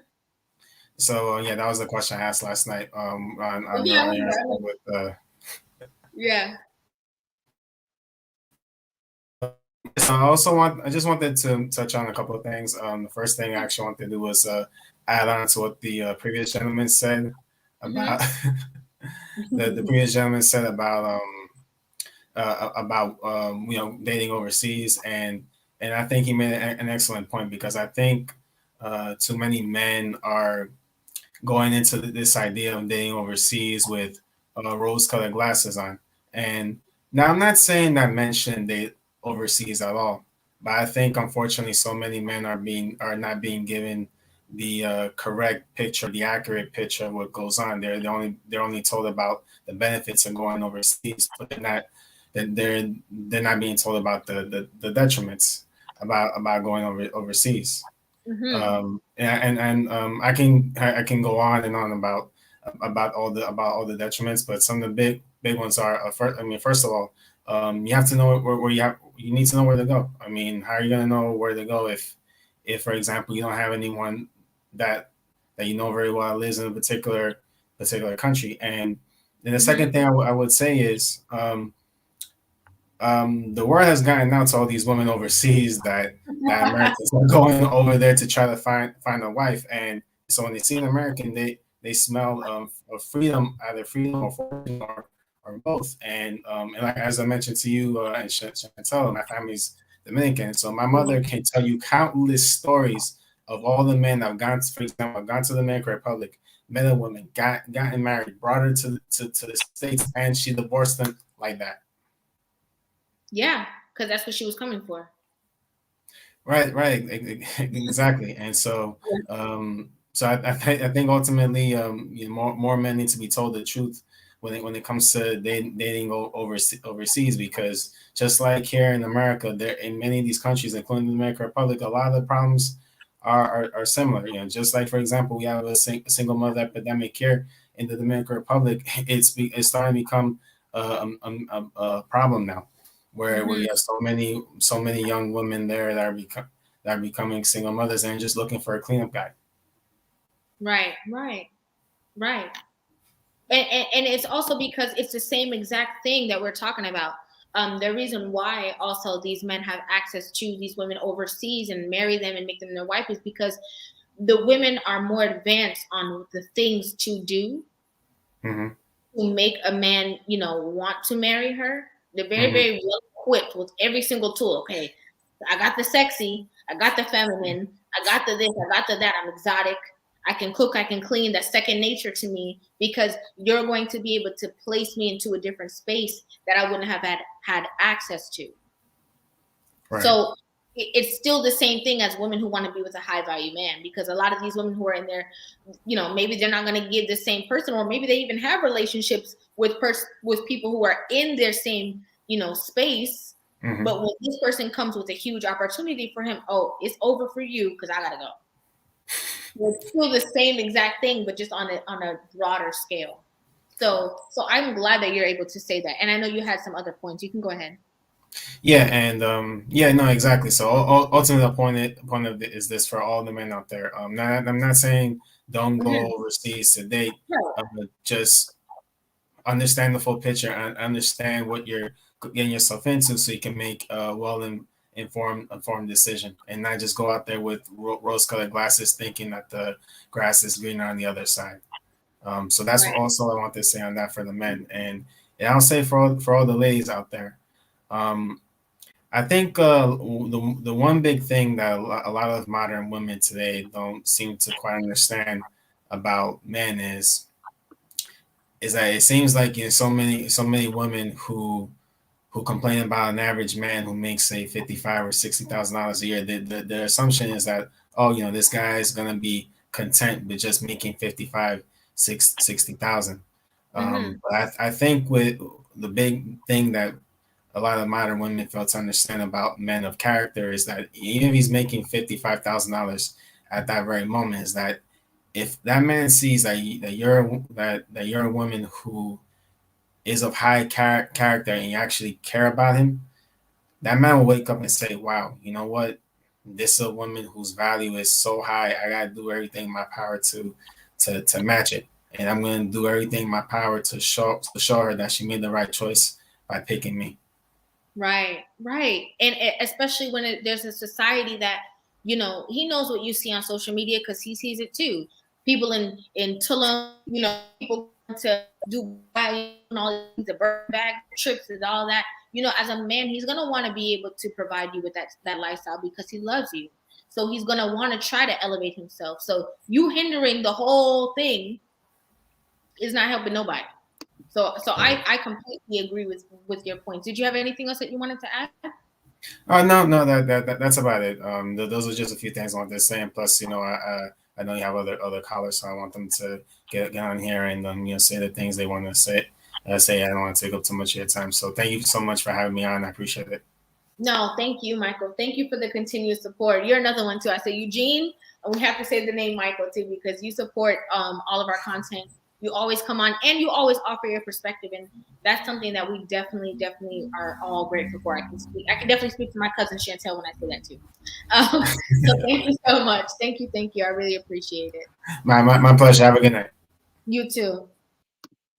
Okay, so I see. I see there is 2 people here. If you can cam up, that'd be great. That would be really, really wonderful if you can cam up. Hi, how are you, Kirk? Good evening. How are you? You're on mute. Okay. Good night, Rivah. Good night. How are you? Oh my God. Listen, I love your content so much. I come across your channel a few months ago with one of your Kevin Samuel reaction video. Yeah. And I want to tell you, man, I'm proud of you to see you link up with Chanel, Chantel, Simone. Yeah. I see you start to roll with the big dogs, pretty much. Yo, keep up the good work. My girl over there, Dina Marie. Danica, yeah. That, oh man, you ladies are the 5%ers. And it's such a pleasure to see a woman like you that has that mindset of old tradition and to keep foot strong in the ground and not budge and nonsense that's going on out here. And I really appreciate the job that you guys are doing, and that's why I support you guys so much. A lot of these women out here, I think one of the biggest issue I think that we have out here is this high expectation, even though the standard are low. And I think that is a big issue that we have in our community. We have this high expectation, and that's where we get this whole thing, the Disney movie from, and is this thing where no matter how how low you are, there's still a guy that's gonna pick you up and put you into a mansion, and that's not the case. In my case, I've been married to my wife for 9 years. Didn't have anything. We used to have the $1,500 in the bank account. We used to pay bills month to month. We used to do it all until now. I'm a successful truck driver and I own 3 trucks. But for 9 years, she stood by my side, and she's reaping that benefit. She's living the lifestyle that is described in a lot of Kevin Samuel's show. And these women don't want to have the temperament and the patience and the discipline and it's not a struggle, because my wife see my purpose. She see my vision. She heard the plan that I had. She decided that she gonna rock it out with me. I didn't have to waver, because she knew that even if I go one step back, she's gonna be back there to hold me up and then just toss me front. Because there's many times when I will call my wife, and women don't understand this. Like, we'll call a woman and we'll complain and just be like, babe, do you think I'm going in the right direction? Right. And her answer is what actually motivate us to keep going. Right. And so I remember when my wife was 6 months pregnant with her daughter, and I get fired from a company that I was at, and we had $2,000 in the bank. That was it. And I said to my wife, I said, what we're gonna do? And she said, do what you always do. You always figure it out. And that's what I always does.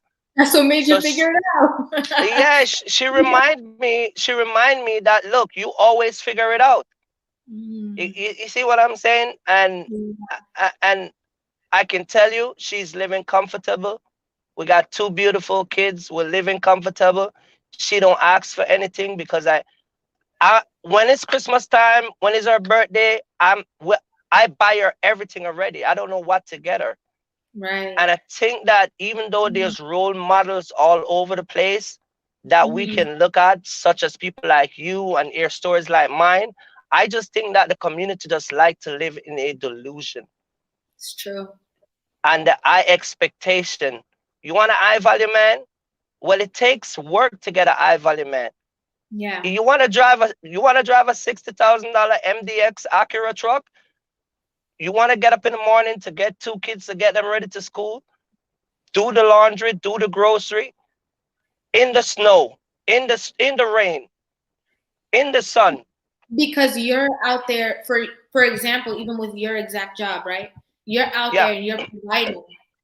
And I understand, like, you're not a police officer, right? So when I say Right. this, it sounds crazy, but like you're putting your life on the line, and I have to say that because you're out there, right? You're far away Right. from home, far away, you know, by yourself, and so she's gonna have to be able to figure it out. You can't worry about how the kids are gonna go to school while you're out there in some other state driving a truck. Like, and Right. that's the importance of knowing your role as a woman, because Well, he's keeping his mind comfortable while he's over there making the household comfortable. right. And one of our friend come to our house for Thanksgiving. We was having she doesn't like Kevin Samuel. She ate him like many women do. And we Yeah. was having this discussion, and she asked my wife if when I leave, if it doesn't bother her, and if when I'm out there, if it doesn't, if it doesn't bother her to the point where she'd take the phone and to call me and tell me to stop being a truck driver. And my wife said no, because that's his plan, that's his vision. For 9 years I've been behind his back. I'm not going to change it 9 years later, because you get what I'm saying. Now, Right. do I have a time to be out here? Yes, I have a time to be out here. By God's willing, 4 more years, I'm off the road, and Right. we'll be good. Right. But and that's the most important thing. If women don't understand that, if you can get a man and y'all could harmonize together with a good plan, and stop get these guys with pretension. There's no such thing as pretension if you're not making no move, because I'm not gonna support you if every time I give you $10,000 you go to the casino, or you Right. go down to Miami or somewhere. Right. But being a high value man takes a lot of work. It's a lot of work. It's I have customers now that are paying me so much money that 9 years ago I wouldn't. That was a thing. It wasn't a thing. Right. But I have a lady that supported me. Mm-hmm. She stuck by my side, and she's reaping the benefit. And I always tell my wife this: when we goes out to eat, Mm-hmm. sometimes my wife think like if I give someone like $50, she would think that um those people look at us strange, like because they Right. don't really get that much money from sometimes from people. It's Right. always a 5 and a 10. But I Mm-hmm. give back because I know where we're coming from. Mm. And I remember one time we went to this restaurant, and there was this girl, real nice black girl. She treated us nice. It was a nice restaurant, you know what I mean? And I gave her $80. And Mm-mm. I and my wife said to me, "You gave her $80, but I asked you for money for my nails, and you didn't give it to me." And I and I and I turned to her and I said, "She needs it more than you. Right. Remember that." But Right. it was just a joke. Right. She's joking. Yeah, she's joking. Yeah, just pulling my leg. You get what Yeah. I'm saying? Mm-hmm. But what I'm saying is that I think that, and even in the church, when you go in the church, it's the same thing. Women go to church and they have this expectation.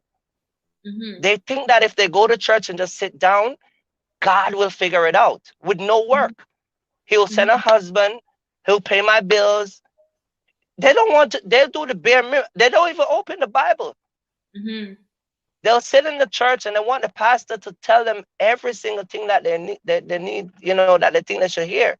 And it's Mm-hmm. ridiculous. But I love your content. I appreciate you and all the women that are doing the same thing that you guys are doing. Mm-hmm. I just wish that um, women in general just need to just need to stop. And this old boss chick, you don't know what it's like to be a boss. You don't know what it's like. If somebody ain't blowing up your phone 12 o'clock at night, 1 o'clock at night, if you ain't having problem 2, 3 o'clock in the morning, if you ain't got to wake up out of your bed and take a flight to a different state, you ain't no boss chick. Come on, talk the team. And then You ain't, you have these women who they don't even want nobody to call. They're like, who is this? yeah, You right, you complain in your phone ring, but you want to be a boss right. chick. River, you know how many time I have to call my wife? We got 2 kids. Mm-hmm. We got an emergency babysitter. We got to pay her $200. If we got to wake her up 12 o'clock at night, it's gonna Right. be like $200 just for her to come. Cause we got to like a convincing fee for her. Right, right. You get what I'm saying? But we think about it. We got a phone call about some issue that we gotta fly my wife. She gotta get ready in an hour, and she gotta fly from Pennsylvania to whatever state Yeah. because some issue or some driver issue or there's something she gotta take care of or driver whatever it is. Mm-hmm. You get what I'm saying?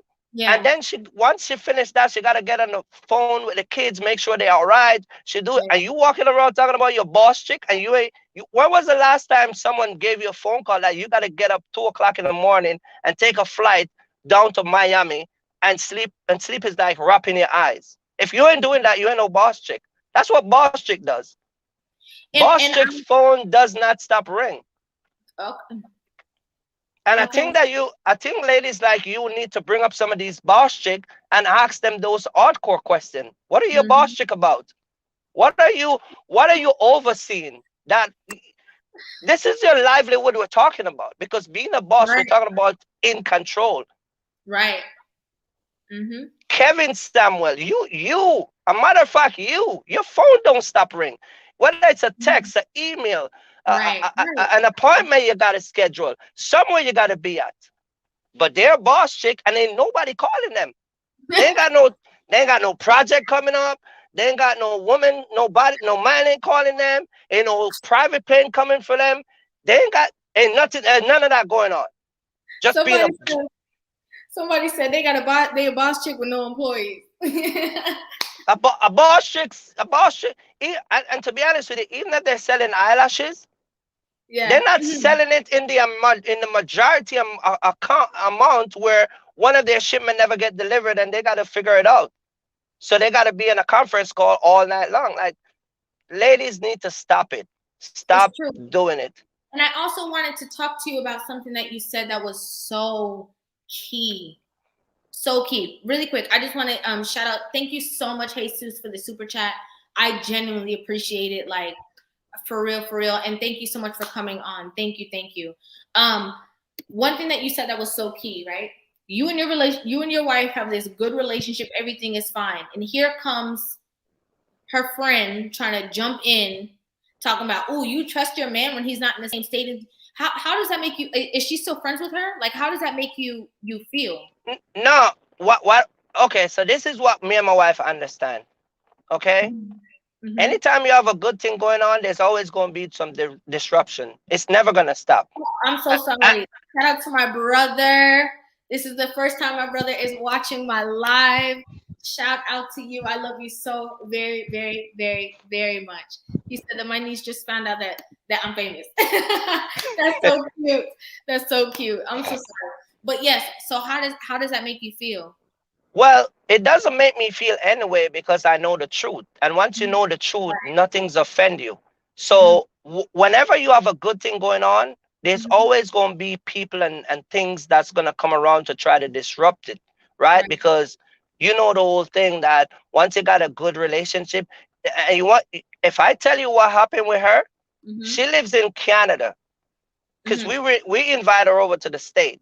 And this whole coronavirus, she almost have a meltdown to come over here because she had to go through Jamaica to come over here because I guess she couldn't come from Canada, come over here, whatever. So I had to make some phone calls so we can get her up back from Jamaica because I know some people down there that she could take the test and get it in, so she could be over here. Anyway, so she lives in Canada, and she has this guy in Oklahoma. And he tells her that he doesn't want to wife her, and he tell her that from the get-go, but now she want to be in the spot where she want to be wifed up. And when she said that to me, I said to her, I said, really, Chrissy, I said, to be honest with you, women like you that are single, you always have a lot of opinion, you always have a lot of views, you always have a lot of insert, but it never seems to be the one that works for you. It's always for somebody else, but it's never for you. Right. It doesn't make me feel anyway because I've been with my wife for 9 years. We ain't going nowhere. Right. You think she the only one that thinks that my wife is a fool for being with a trucker? Oh, my wife saw with me with one truck. Now I got 3. So what's gonna happen? That's like that's like me telling you to come off of YouTube because it's bad for black women. But what? What am I gonna replace it with? Right. You see what I'm saying? And so that's all these people are. My wife been with me with one truck. She been with me from day one. No matter what you say, it's that you're not gonna break it up. Right. You know what I mean? And, So with I don't get offended. Yeah, and that says a lot to your wife, the type of woman. I mean, this is something that women don't understand. Women want their man to like own them up, right? They want to be the one that's posted on the social media. They want the ring, they want the this, they want the that, you know, my man. They want the ownership of the aspect. But in just being in your role, playing your position, doesn't mean that you're a perfect person. It means that you're playing your position. You understand that a man needs respect. You understand where you are required, where you are needed, and you step up to that plate. You came on here, and I know for a fact everybody who's watching this live loves your wife. Oh, she don't get in my way. Based off of your perspective. If we love your wife, we know for a fact that you love your wife. Oh, she don't get in my way. Because again, and think about when I have to call my wife at 12 o'clock at night and wake her up and said, babe, I have an issue. You got to get on a flight 7 o'clock tomorrow. You got to call Susan and get the kids ready. Whatever y'all got to do, but you got to meet me in Miami. You get what I'm saying? Right. And we're talking about a big issue. You see what I for instance, I take iron merchandise. They're like these iron cabinets for my customer. Okay. And one of my driver went and do a delivery and let it fell. It's $8,000 for the small piece. And he dropped 3 of them. He let 3 of them fell. It cost us $42,000. I was in Seattle, Washington. I had to fly my wife down to that took place in Alabama. I had to fly her down in Alabama. She don't know no. Remember, Rivah, we don't know nobody. We had to get her a Uber, or I gotta get her whatever. I think we had to get her a rent a car because she was there for 3 days. She had to write up an estimate, take pictures, so that way we could submit it to the insurance company. And this guy was my customer, but we had to do all of that stuff. It cost me for my wife to go on that trip $1,800 just for that flight to spend 3 days. And the lady was so upset. So when they're talking about man and woman and relationship and marriage and their boss chickies and all this stuff, if a man can't get you out of your bed a certain time, I don't care what it is. If we are running to, not everybody jobs require the same thing, but you get what I'm saying. Even if he calls you and said, babe, 7 o'clock tomorrow after you drop the kids, you got to do this to me. Well, why I got to go so early? Well, why you can't wait till you come? Well, they don't know me down there. You see what I'm saying? And it's this resistance relationship that people be having in, and it's a problem. You think a man is going to buy you a $60,000 truck? You like to drive Range Rover Sport. You think we're going to buy one of those for you? I got a credit line of almost $1 million. You think I'm going to finance one of those for you for 4 years so you can drive around the city and look like a hot girl summer? No, I'm not. She can't go and fly out to assist you. Thank you. Because she has to go show off in the car you bought her. Right. Thank you. And my car. And I gotta buy gas for the car. Right. Don't forget that. And I gotta pay for the oil and the service and everything. It's too much. Anyway. Yes. Thank you very much. Thank you so much. Thank you so much. Thank you very much. I appreciate it. Stay close to the channel whenever you are available to jump on. Trust me, I am a subscriber. I am a subscriber. I watch you all the time. And I'm telling you, man, you kicking it. Trust me. Keep up the good work. And trust me, if there's a way we could give you like 10 views in just one, you know, trust me, we would. But keep up the good work. Love what you're doing. I appreciate the work, okay? Thank you so much, Kirk. Thank you. And stay safe out there. Thank you. All right. Thank you. Bye. Bye. More than gems, right? Torenzo, more than gems. Dropping he just let everybody have it. He let the boss chicks have it. Okay, he let everybody have it. And I do want to shout out somebody in the chat who's been saying a lot of really, really, really good stuff. Jenny Morena.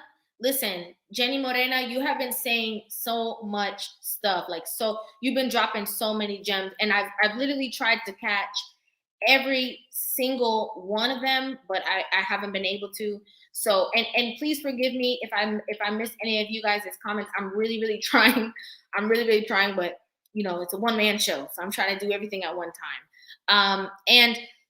I'm gonna add everybody at one time. We do have 3 more callers. I'm just gonna go ahead and add everybody in at the same time so that we can all go ahead and talk together. And we're gonna end off with this. I'm gonna just leave you guys with a couple notes after, but we're gonna go ahead and bring everybody in. So, hello everybody.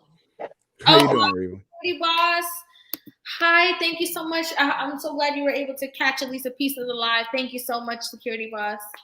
Hi, how are you? Okay, so Simp Anderson is the name, right? What's going on? How you doing? I'm good. Hi, the man. Hi, TR Baby 23. You guys are all on, just in case you're not aware. Just want to make you guys know. Right. Yeah. Okay. Hey, I've been sitting back watching, right? Yes. And I've been noticing some things, and it's kind of important not to pander to men, right? Because see, here's the issue. Men, we know we're supposed to have our act together before we get into relationships with women, right?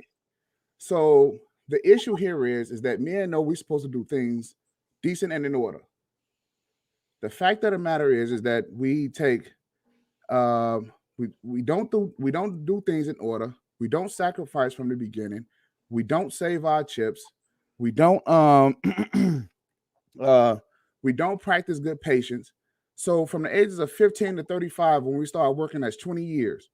You're supposed to go through 20 years of saving your money before you really are financially available, emotionally available to be able to take on a woman, right? But what happens? Men, we go out here and we do all type of crazy stuff. We spend our money all type of crazy ways. Then we expect to get a nice feminine woman, want her to be a cook and a cleaner, which by the time you're 35 years old, you're supposed to be able to hire cooks, cleaners, maids, butlers, security guards. You're supposed to be able to have the whole 9. The issue is that you mismanage your money. Now, all of a sudden, now you want this woman to come into your house, be the cook, cleaner, maid, business partner. You know, you want her to wear all of these hats. It's not practical. In fact, it's delusional. So the reason why the women are delusional is because the men are delusional. And this is what no one really wants to talk about. Men being accountable. The reason why the women are not being accountable, because the men are not being accountable. You spent 20 years of your life messing around, and then now you want her to be the one all, the end all, to be all. It's not right. It's not fair. Not practical. Now, we have a small amount of women that's out here that's nice and feminine. And here it is again. Men want women to do masculine things. Why? Because he didn't put in the work up front in order to be able to take care of his business with other men and learn how to work with other men to take care of his business. Now he wants her to be the business partner, take care of the kids, you know, and then defend him while he's out. Nah, not practical, not at all. Okay. I can speak on it, but somebody else can go ahead. Yeah, you can. I mean, I'm a woman. Right? So I think as a man, it's best that maybe you respond. Yeah, I'm still catching my breath. I'm lifting weights off. Gotta keep it tight. I'm in Florida. You know how it is. Yeah. The man, I'm gonna leave you on here just in case there's any dialogue between you two. But at first I had to do some scouting because I heard that voice and I swore that was Anton Daniel's voice just now speaking. I'm like, that's not Anton. But go ahead. You can go ahead. Right? You sound like Anton, but you can go ahead and respond. Unfortunately, I've been a teacher before. I worked in the education system. I had a whole bunch of stuff, prior military, college, all that stuff. Now I have a stable position, make decent money, save money, that other kind of stuff. So I can't really speak that much for the men who ain't doing it. But the behavior you're going to keep getting is the behavior that keeps getting enabled and rewarded. So if Quan and Big C and Lope Jenkins can go over there and half do it, and they got 30 women and they can go hit it raw and make babies, they don't even have to show child support. The women don't even go after them. Right, yeah. The Simp Jenkins and Simp Panderson and them will go out there. They were brought up in the matriarchy. Weak woman raised them, told them you got to go out here and simp and rescue and save Bonitasia and Pukisha.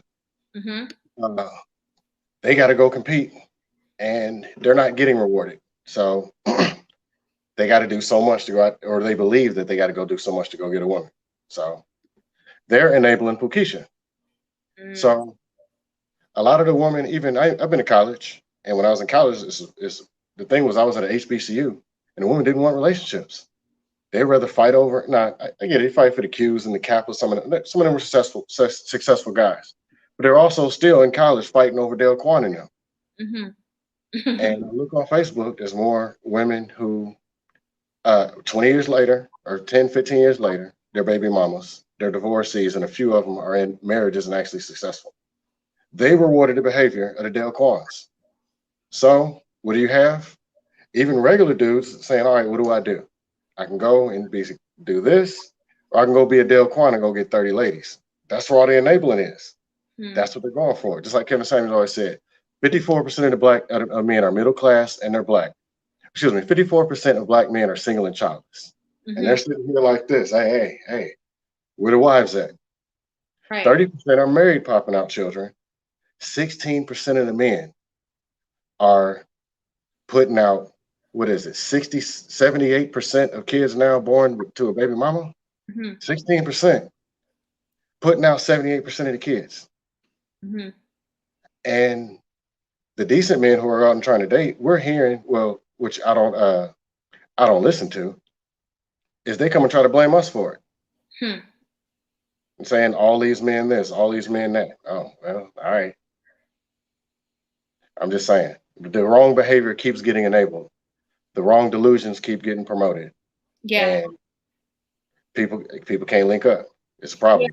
Yeah. And I wanted to say, what I do want to say to the man, if you didn't have anything directly towards him, or if you didn't have a response to Mr. Penderson, I just did want to say that, for men, with other men, somebody else came on before. I don't remember who exactly it was, but they said, I think it was Michael. And he was saying that men hold men to a certain standard when it comes to success in business and wealth and stuff like that. And that's completely fine. But over here, if the man wants to hold men accountable and wants to, tell men where their shortcomings are, that's completely fine. I'm just a woman of wisdom. And I know for a fact that as women, there are things that we are supposed to assist our men with. And again, I did say earlier on the video that it's not only about, just material things that you're not motivating your man on. It can be a lot of other things, Hey, babe, yeah, you can go to, you're not going to the gym today. You should go, because I know that is something that makes you feel good and you don't look like you feel good.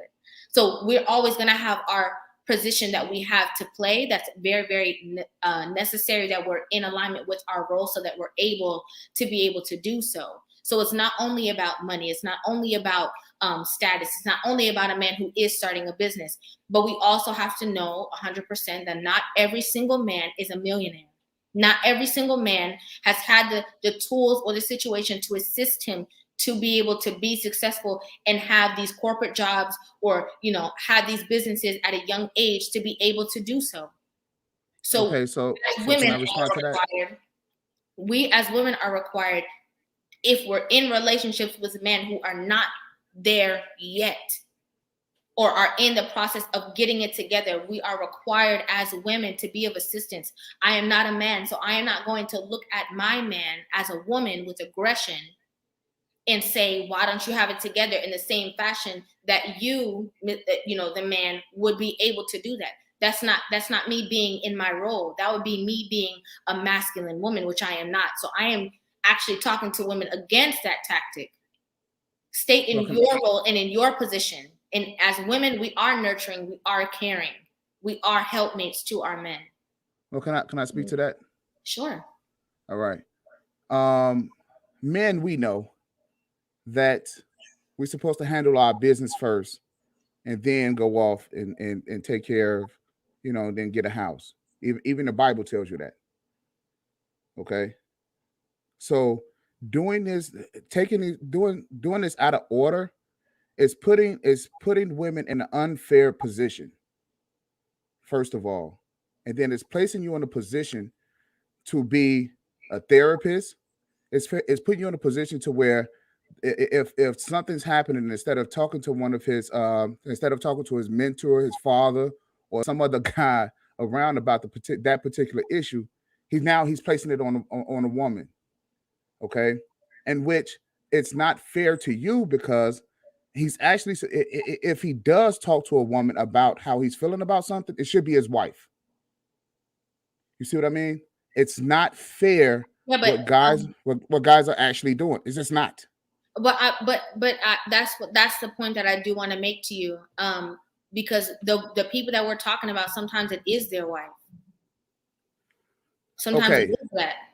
Now, and I agree with that, right? Well, I want to which in some instances is permissible. Mm-hmm. But the fact of the matter is that a lot of things that guys are doing, a lot of guys are putting women in masculine roles. And when they do that, then you wonder why these women are turning out, giving you the masculine energy in return. Yeah, even your wives.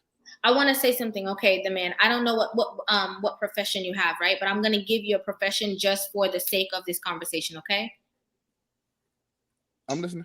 Okay, so you are a painter. That was the analogy I used before, so I'm going to use that. You're a painter, and I'm your wife. You've been a painter for years. You now decide that you've always had a vision of opening a painting business, but you weren't able to do so for whatever reason it is. As your wife, it's my duty that if we're both already working two jobs, I'm working a job and you're working a job as a painter, and you now want to open your business, it's going to require me to continue to work and you to continue to work. I'm not going to stop you from having meetings on the weekend or, having certain situations that are going to allow you to open your business. Well, let's stop right there, because here's what the issue is. The issue is that every guy knows that even as a painter, which is a trade, right, that you can't stay a painter forever and expect to have wife, expect to be able to take care of a family. You know this. So you have to graduate to some other, whether you want to be the boss or whether you want to get into some other part of painting or the trade or whatever the case may be. But as a man, that it's not feasible. So now this is what I'm talking about. It's unfair to put a woman in that situation now that she has to work, she has to be a mother, she has to be a counselor, she has to be a cook, she has to be a maid. No. Guys know this. And men need to stop acting as if like, oh, well, thank you so very much for talking to these women. And that's pandering to a man. Oh, can I give all over again? A quick response. Oh, cool. Then the person in the bottom corner, he can have his share to get some of his word. I was gonna say, at the end of the day, if the guy is a painter, he was a painter yesterday, he's a painter today, he's probably gonna be a painter tomorrow. That's what the woman signed up for. If she didn't want a painter, if she wanted an executive, a high value man, a Henry, like I'm in the Henry class, I make decent money. I can cover 3/4, 80% of the bills, no problem. If a woman comes to get to this program, like gets on board with me, there's knowing what to expect. I don't make $1 million a week. I make this amount. This is what I made last year, and next year I can pretty much show you what I'm probably going to be making. And my income goes up every year. But as a woman, what you submit to, you know what you're submitting to. And you can probably do an estimation. The dude's a painter making 36, which at the end of the day, I still have respect for a man who paints, who lifts, who cleans gutters, showing up every day, 15 years consistently, doing his job, even if he puts beans on the table. celebrate the beans, celebrate the sandwich. Everybody doesn't have it to make 6-figure income, 7-figure income, but she knows what she submitted to. But Okay, the putting into the position thing, if you lay down and make a baby with the man, okay, now you are married or you are in a situation. So the woman should know what they're submitting to, and the man should know where he's leading her to. I think that, and I want to just add, you know, and I really, really want TR Baby to be able to talk, but, you know, I really want to add this point because, you know, I understand what the man is saying. Okay, I completely understand what he's saying, but the reason respect to you. Can't see your name, but respect to you. For me, I'm the man. So don't worry about it. We're having a respectful conversation. Yeah. Hold on 1 second. I was saying that I completely understand what it is that you are saying. However, I think the context of the conversation is being taken extremely literally because there's so many aspects that we can be talking about. And if a man is making even $100,000 a year and he decides that he wants to do a business venture that is going to allow him to make even more money, you're supposed to be supportive of your man. So it doesn't mean that he's not making enough money to support his family on his own. It doesn't mean that at all. It's the point of him transitioning into greater, that a lot of women like what you know, Panderson just said, what they sign up for. But when their man is going to do greater, that's why the title is, Are You Hating on Your Man? Because he's already making, well, dang, you already making $100,000 a year. Why do you need to make $500,000 a year? This is the point that I'm making. It's not about a man that has no job, no ambition, no this, no that. It's the context of the woman in her relationship being in her role. Okay, so let me. My apologies. So let me speak to that, right? In these situations, what's happening is the man, because he has not had his business concluded. See, men, we know we're supposed to have our business concluded to the point where it's management. Okay. So we're managing our businesses, we're managing our money, we're just managing. We have our whole system together, we have our whole program together.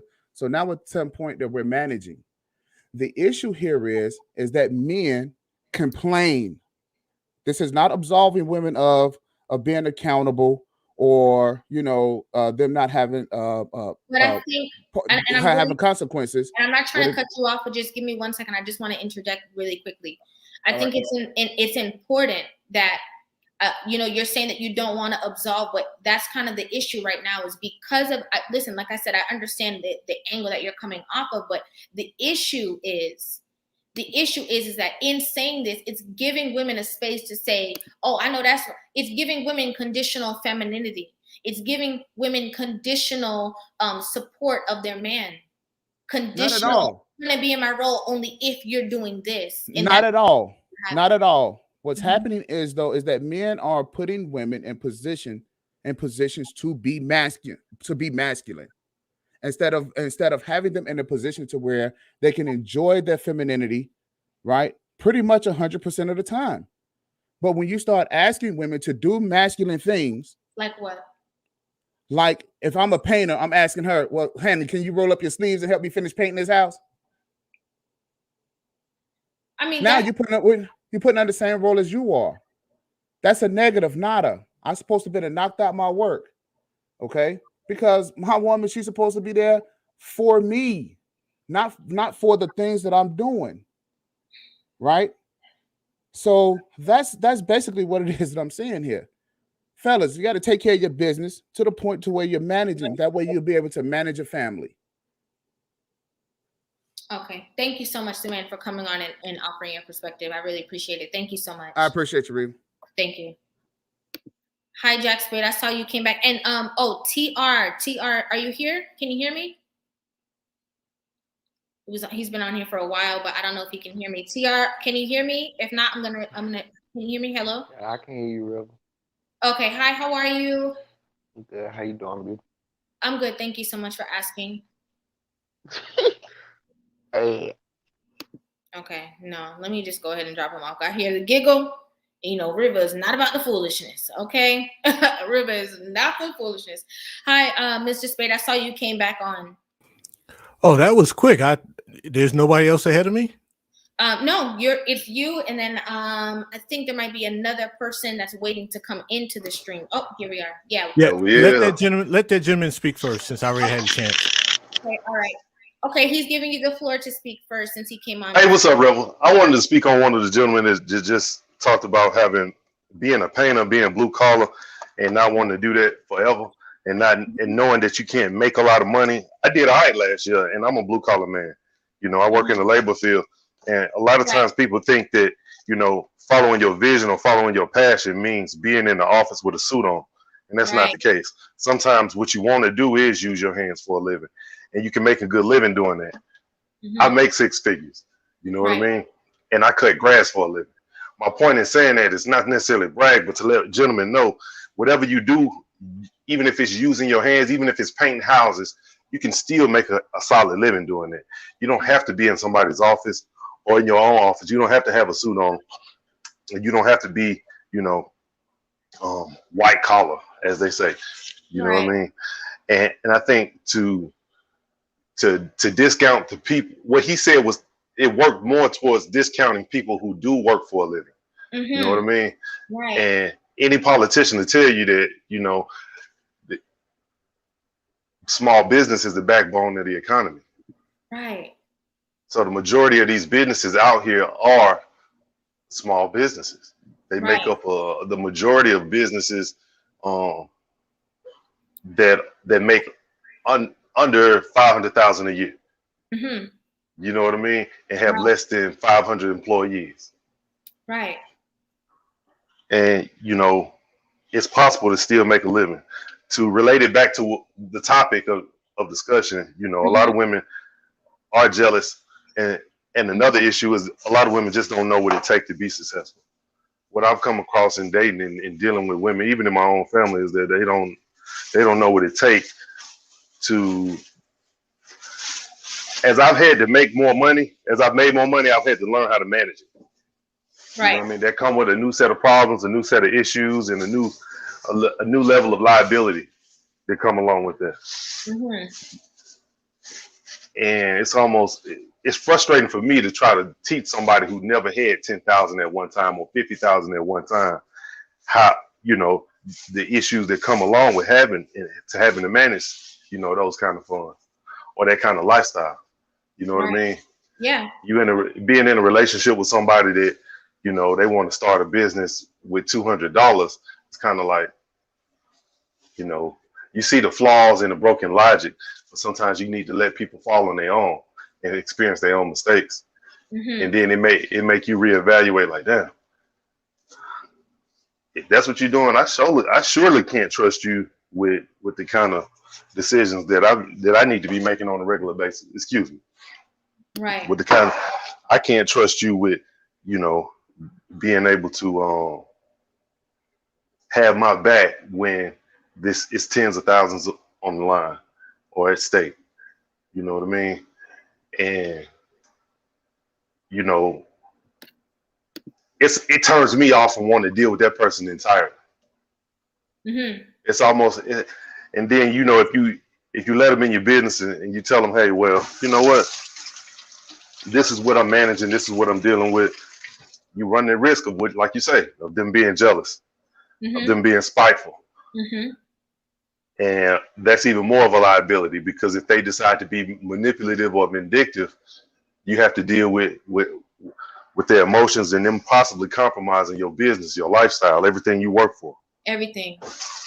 Take it all now. Yeah. And one thing that I wanted to say, okay, so you're saying that you cut grass, right? Yeah. Okay, so I'm saying this is exactly the point that I was trying to make, but sometimes it doesn't make sense to, you know, I'm never gonna argue a point of view, especially when a man is talking to men. I just feel like that's not my place. Okay. I can only offer my, you know, feelings about the situation as a woman. I can't offer my opinion or feedback as a man in that aspect. But the whole point is, again, a woman being supportive. If your man was, you know, cutting grass and then decides that he wants to own an entire company and be able to do so, you should be able to support him in doing so instead of being combative with that man because you just want him to be this for the rest of the days of his life when he has higher ambition. Right. That's also understanding what it takes to grow. As people grow, they, you learn more. Right. Did you unmute me? Yeah. Yeah. People, I'm sorry about that. It's Taco Tuesday, so I'm in here cooking. Okay. But people grow. And sometimes I've learned you don't grow at the same rate as the person you want to be with or that wants to be with you. And it, like I said, you try to usher them into your way of thinking and your lifestyle, but it don't always work. Sometimes it's like trying to teach rocket science to a wino, and you end up doing stuff like doing it for them, or intentionally keeping information from them because they may not do the right thing with it.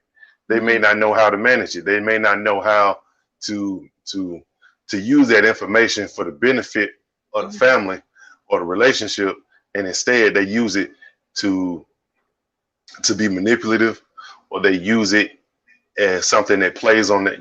They use it for their ego, right? And that does nothing for forward progress, right? That does nothing.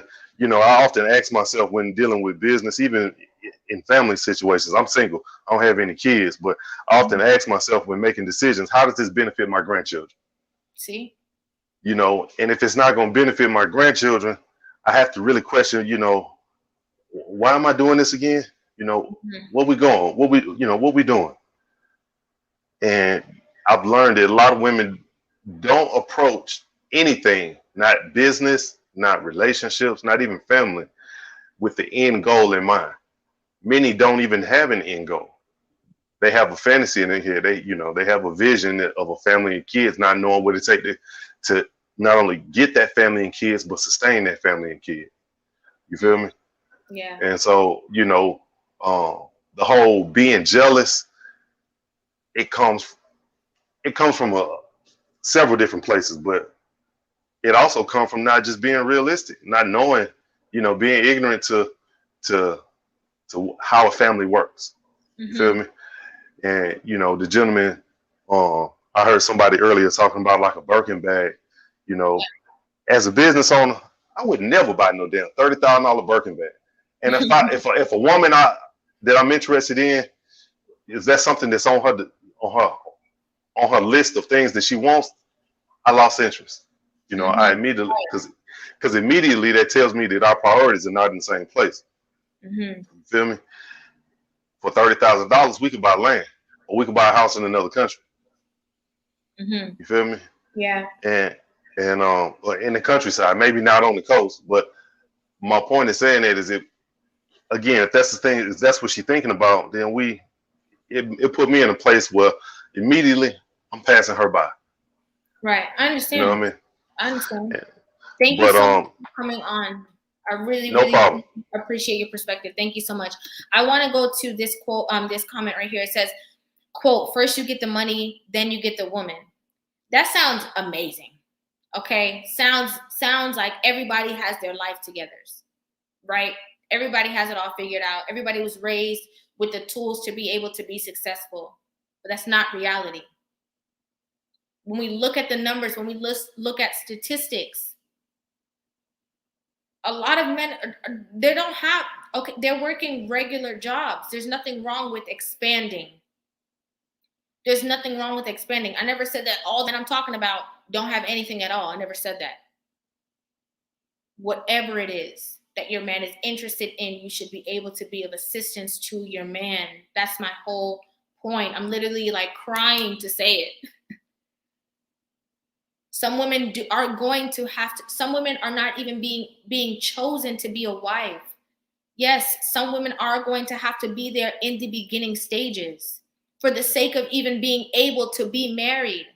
We cannot talk to these women and act like all the men that they are going to be able to be with or get on the same page with are going to have the resources. It's not true. It's not reality. If every single person, if every single man is a CEO and is making all these money, who is going to run the grocery stores? Who's going to run the gas stations? Who is going to be the ones that are working on the power lines? Who is going to do all of these jobs if everyone is in a position of great wealth? It's just not reality. And we have to be able to speak to these things because it's true. A lot of people who are even speaking from this space, and I'm just being honest, I'm not being hurtful, I'm being honest. You see my shirt says love. Okay, I'm going to announce it again. You see the love? Let's be honest. A lot of these people who are even speaking from this standpoint and saying that everybody has to have it together don't have it all together. They don't even have all the resources that they're talking about and defending men to have. We have to be able to be honest.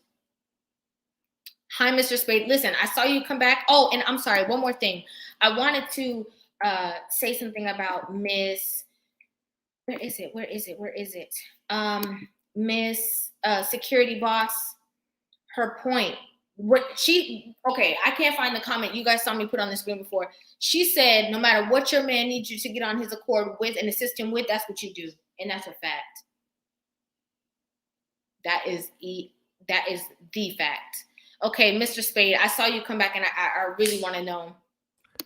All right, so you came so back. so now you know I'm going to make it quick. But Okay. one of the things that I had to learn, one of the most important things is not about a marriage or relationship. It's not so much about the money.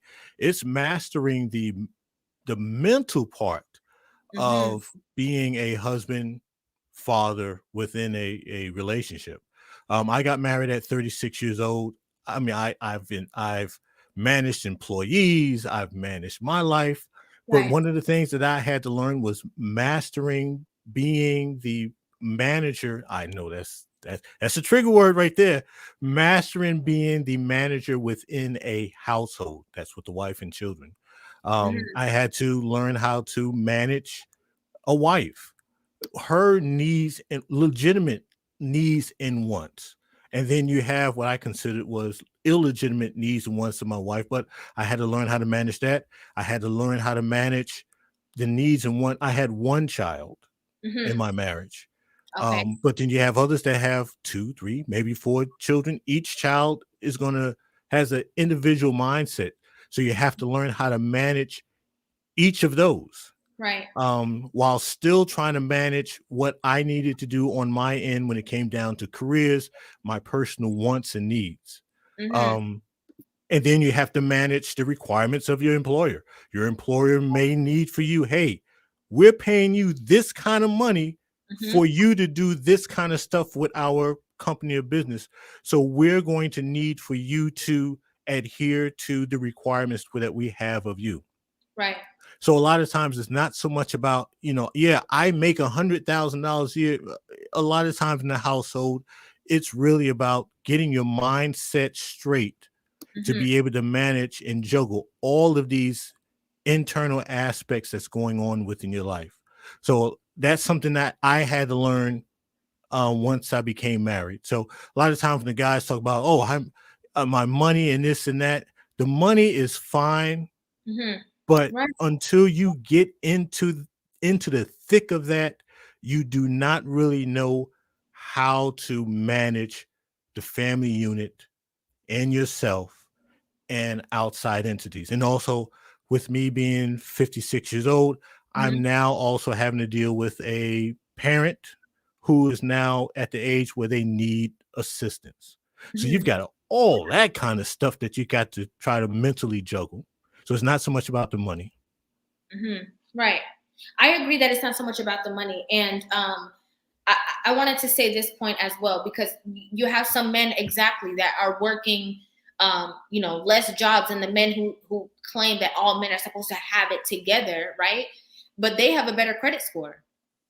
They can attain more things because their money management skills are better. Yeah, but at the end of the day, most people do not have the mental having it together to really, when they jump into the sea, the untamed seas of managing a household. That is a totally different aspect. And you have those men that jump into it. They learn how to how to backstroke. They know how to keep their head above the water. And then you have those, for whatever reason, they just don't have what it takes to get it together. Yeah, and like I said, that's something that I really had to learn getting married at 36 years old. Okay. Yeah, and that's it. As long as you know how I do it, I try to keep short. I know you coming to come out. Thank you so much, Mr. But thank you for allowing me back in. Of course, all the time. You're always welcome over here, Mr. Spade. And I wanted to say that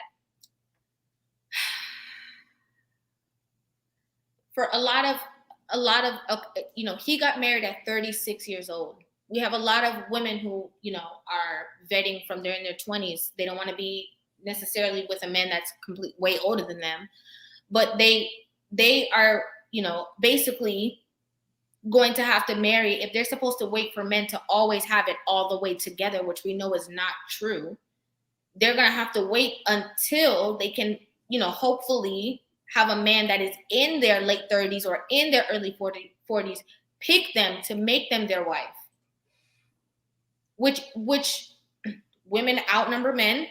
We have to put that as a factor. All of these women are not up to par to even be chosen as a wife. So it's still putting a lot of women in this area. And this is not necessarily targeted, you know, strictly towards you, Mr. Spade, but we're putting all these women still in this aspect of waiting for this small portion of men to choose them and to pick them. And that's not realistic. As Mr. Spade just said, a lot of people don't even have the tools. You can grow up with a 2-parent household and still not have the tools. Still not have it together mentally. So there's a lot of different aspects of this that are so necessary. And I saw Miss Security Boss, yes, you just said that your husband is the one who appointed you that title, who gave you that name. I wanted to read the rest of the comment. I can't find it. Can somebody can you drop that again, Security Boss? I'm trying to find it. Listen, I'm trying to do everything. Oh, there it is. I did want to say one of the things I learned about being in a marriage, and we can also include cohabitation, because there's a lot of people who don't want to get married but still want to live in a household, which is fair. Right.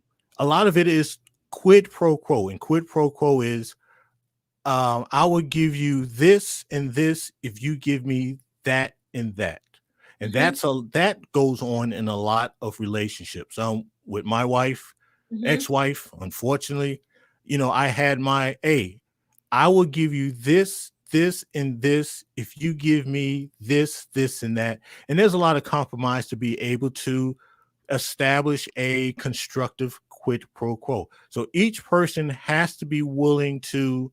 Now, I'm not saying you need to sacrifice yourself to the point where you're just getting played over. I'm not talking about those, but a constructive quid pro quo where you're going to have to give up some things for that person to feel free enough to give you what you asked for. One of my things was, I admit, I'm cheap. Okay. I'm an asshole. I'm like, yo, look, if I think that you're about to screw me over, I'm gonna screw your ass over first. I'm a New Yorker. Just the way it is. Yeah. But one of the things I had to learn is, look, if I want this from a spouse, then I'm gonna have to give up being cheap, being a control freak, and some of the other not so great aspects of myself. So each party is going to have to be willing to say, okay, I'm going to have to give up this thing or these things that I hold on to because I'm so busy trying to protect myself from getting got and getting over, to be able to somewhat establish a relationship that is complementary to themselves, the other person, and then when you start adding children. But I've been too long-winded. I don't like this. Everybody, once again, enjoy y'all Wednesday. Take care. Happy holidays. Thank you so much, Mr. Spade. He thinks he's so long-winded, and it's so funny to me because he literally only stays on for like 2 seconds. I am going to take one more person. EP, I am going to allow you to come on, but I'm only going to take just one more person. And then I just saw that you were trying to get in the stream from a while ago. So, but I do want to say again, the whole point is to allow women to talk to women and tell them about being in their role. It's very important that women remain in their role. We can listen to the dialogue from men, but at the same time, we should not interfere with that. At the end of the day, your role is to be supportive of your man. Okay? I saw somebody said in the chat, women know who's a dreamer and who is a man with a vision or with goals, and that's a fact. You know who you're assisting. You know what you're assisting. You know what you're aiding to. Y'all know what I'm talking about. We can break this down into all these different aspects, but y'all really know what I'm talking about. Okay, we're not going to string the argument here, and there. We're going to stay right on course, because it's necessary that we keep this information strictly to these women that are not fulfilling their purpose or not fulfilling their roles within their man's life. Men have purpose and vision. A lot of these women, our purpose should be first and solely our home space, our man getting on his accord. Okay. And I wanted to address this comment. It says, if you don't have it together, then why bring someone in your lap? What I was trying to say is that a lot of the men who are trying to hold other men accountable don't have the resources and don't have it all together. Yet they are trying to call other men accountable. But if we really did some of the research, this is not targeted towards you, the Man's Media Network, because I do not know you. We do not know each other. But I'm just saying, for example, a lot of the men that like to call other men out of what they're not doing and what they would do for their wife if they had a wife, if we were to really do the research on their lives and on their bank accounts and on their status, they don't have it either. We cannot expect all of these women to get into relationships with men who have all of the resources. It is not realistic. We heard that truck driver come on here before. He said he's been with his wife for 9 years, and for many of those years, he did not have it together. He did not have it together. But she stayed the course, and he does have it together. And they're in a different tax bracket. Thank you so much, Craig. I really, really, really, really, really appreciate it. Yes, at least I'm trying. At least women who they know if their man is trying. Okay. Yes, girl. Yes, girl. You see me calling it out, girl. Girl, have to call it out because it's true. How many times do we hear other people trying to tell other people to have this and that together, especially when we're talking about resources? And when we look at the numbers, it's just not realistic that all of these men have all of this money. It's just not true. Only 10% of Black men are in the upper class. If only 10% of Black men are in the upper class, all of these women are not even in alignment of how they should be to get chosen from a man. Okay, let's just break it all the way down while we go ahead and wrap this up really quick. 10% of Black men in the upper class. A lot of these women will not even be chosen as a wife because they don't have it together. What are we telling to our women? That the same delusional mindset that we tell them that they have because they all say that they want a high value man, they should keep that mindset? Is that what we're telling to our women? Is that the message that we're spreading? Because that's not the message I'm spreading, because I know that's not realistic.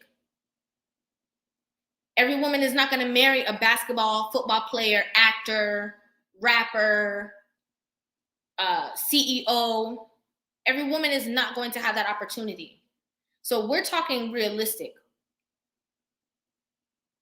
We have to talk to people who are in regular aspects. There's a lot of 2-income households. And men who are in those 2-income households who are trying to also do other things, place their skills, their intelligence elsewhere so that you guys are not living paycheck to paycheck. We're talking to Sarah so she can get on the accord and assist her man and not step in his way to change the dynamics of their family so that their family and their children can have a better future. Let's just be honest, people. We got to be honest. That's the only way that we're going to see the change come. I'm not going to assist the narrative of, yeah, ladies, you can go ahead and wait for your high value men because these men are supposed to get it together before they vet you. When actually he was okay just being your boyfriend and getting it together, but you pressured him to get a ring because you heard that if you're not dated, if you don't have a ring in 6 to 8 months, then you need to leave that relationship, and he didn't want to lose you. So that's why he married you before he got it together, if we're honest. Thank you so much. Thank you so much. If we're going to have these conversations, we have to be honest, and we have to be able to break it all the way down. All the way down. EP, I'm sorry. I have to drop you just because I don't want to. This is such a good note to leave it off on. I'm just gonna be honest. This is such a good note to leave it off on. I'm gonna bring up, but you just have like just a couple of seconds to just say your last point, and then we're gonna end off. I feel bad because you came back on, but I just wanted to say that. Less than 10. Most brothers can't get there until 40. And most women today have no skill set to build a life with a potential winner. Craig, talk the truth, Craig. Okay, let's be honest, Craig. There we go. Okay, yes, I'm gonna wrap it up. So I'm gonna allow you to go ahead and I'm sorry. Okay, I'm sorry. Go ahead. Thank you for allowing me to come back, and I appreciate the time. I want to speak to what the brother said about having a transactional relationship, and that's I feel like as Black people, because I'm Black and that's all I deal with is Black women. Right. We shouldn't be aspiring to have transactional relationships when it comes to our family. There's something called a transformational relationship, and that deals more with the message and the overall theme of building family, as opposed to a tit for tat. You give me this, I give you that. You know what I mean? And to speak to your point, and like the brother Craig just shared, many women don't have the skills necessary to help somebody build. And it's true. They have been sold a bad bill of goods over the years. And like I said, many don't know how to get from point A to point Z, nor do they know how to sustain being in that position. And I think, as Chantel Simone said, we need to be having these discussions about solutions. Yeah, right. Right. So with that being said, what is the solution? I think that needs to be a part of the narrative that we're discussing. We can point the finger all day, and we know the problems that exist in our community about people not being accountable. But what are we doing to move the needle forward, so to speak? And that's something that even when I was talking to Family Values on earlier before we maybe you weren't in the live yet, but we did like a whole 20-25 minute conversation back, maybe I'll say 15-minute back and forth conversation before I even brought any callers on. I was talking about the solutions, right, of giving women the tools of how they can do better. Right. Conversations. And I think it takes years. I think that because we have bought into this idea that we can have the same things that the dominant society has, even though we have way more to deal with than they do. We're living at a place where we got to deal with what the previous generation didn't do and what they didn't deal with. So now we have in front of us on our table and on our desk issues that we may not have created. We may have been taught. Oftentimes people talk about generational wealth. From what I understand about generational wealth, it's built generationally. A lot of the people that have generational wealth, and I hate to bring up 45, but his father had built wealth, and his father before that built wealth. You know what I mean? So we need to start having these.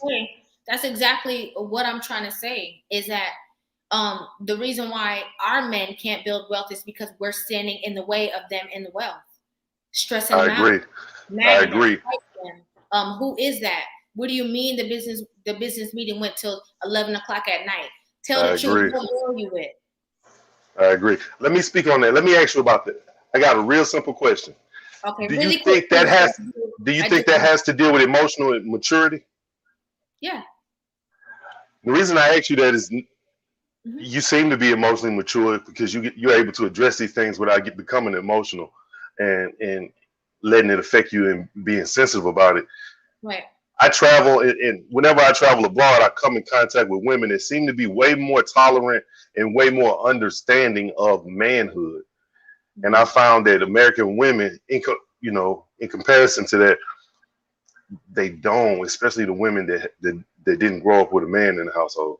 They don't have that understanding of just what makes a man and how men operate, what's important to men, what we desire, and placing value on what we desire and doing what it takes to provide those things for a man, as opposed to looking at a man as a beast of burden, as an opportunity, as a means of getting ahead. A lot of women look at men as, we the lick, you know what I'm saying? They want to get over on us. They want to ride our back. A lot of them think they in the game, but like you said, they really just in the way. You know what I mean? They in the way of us growing together, which does benefit them if only they were, emotionally mature enough. If only. If only. I hope I'm not long-winded. I heard the brother say that earlier. I have a way of holding on. They saying, look, I'm glad you let him speak. I appreciate that. And with that, I'm going to check out. I appreciate you, and I'm going to be in touch. Thank you for going live. Of course.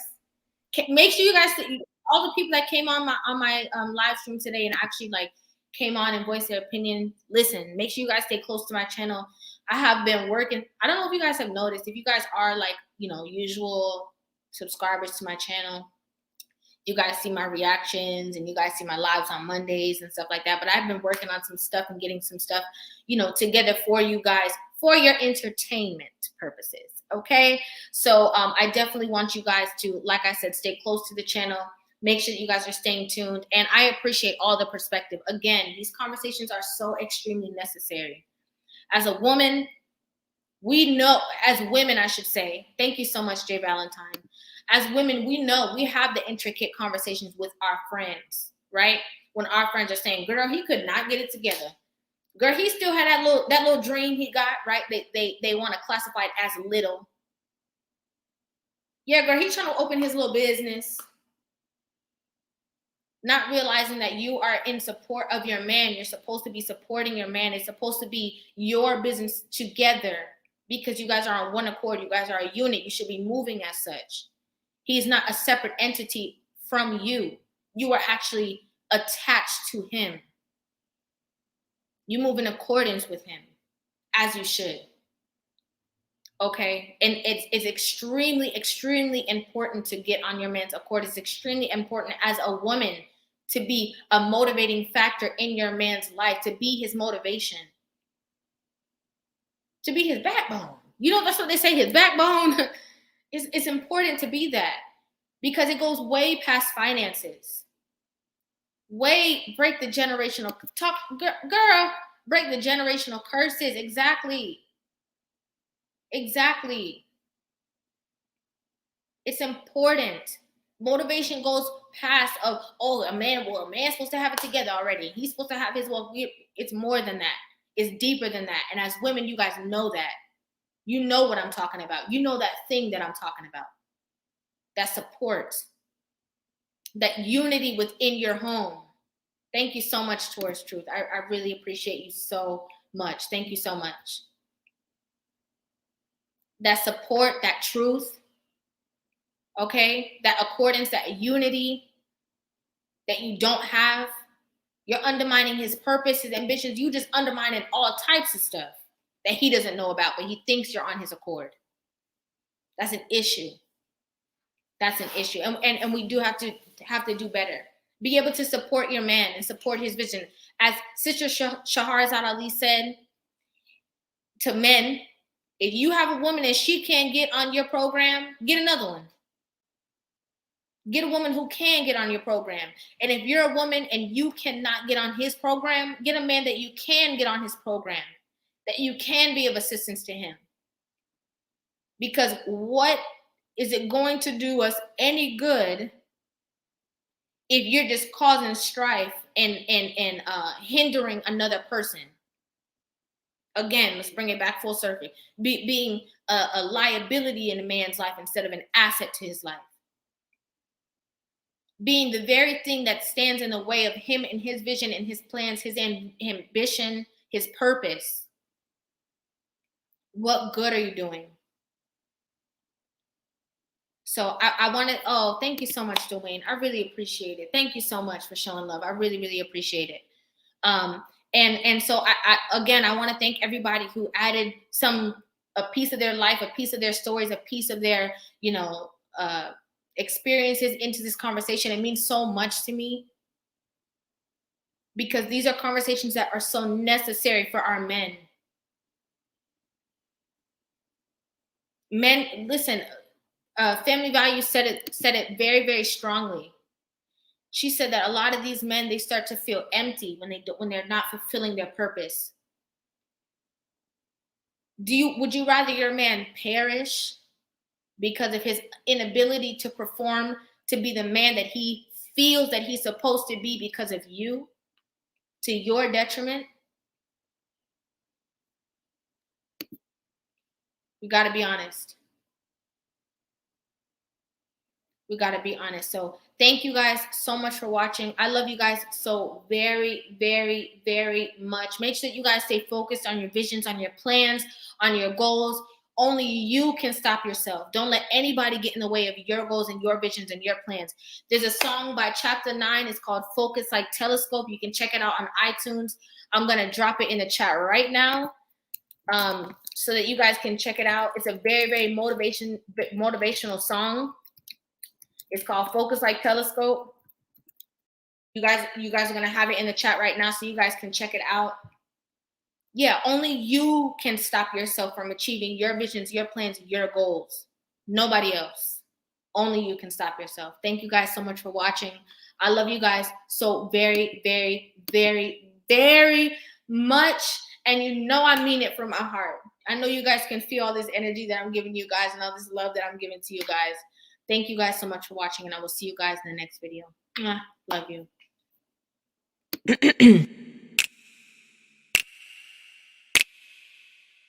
You can step into my world, see the way I see it, no matter near or far.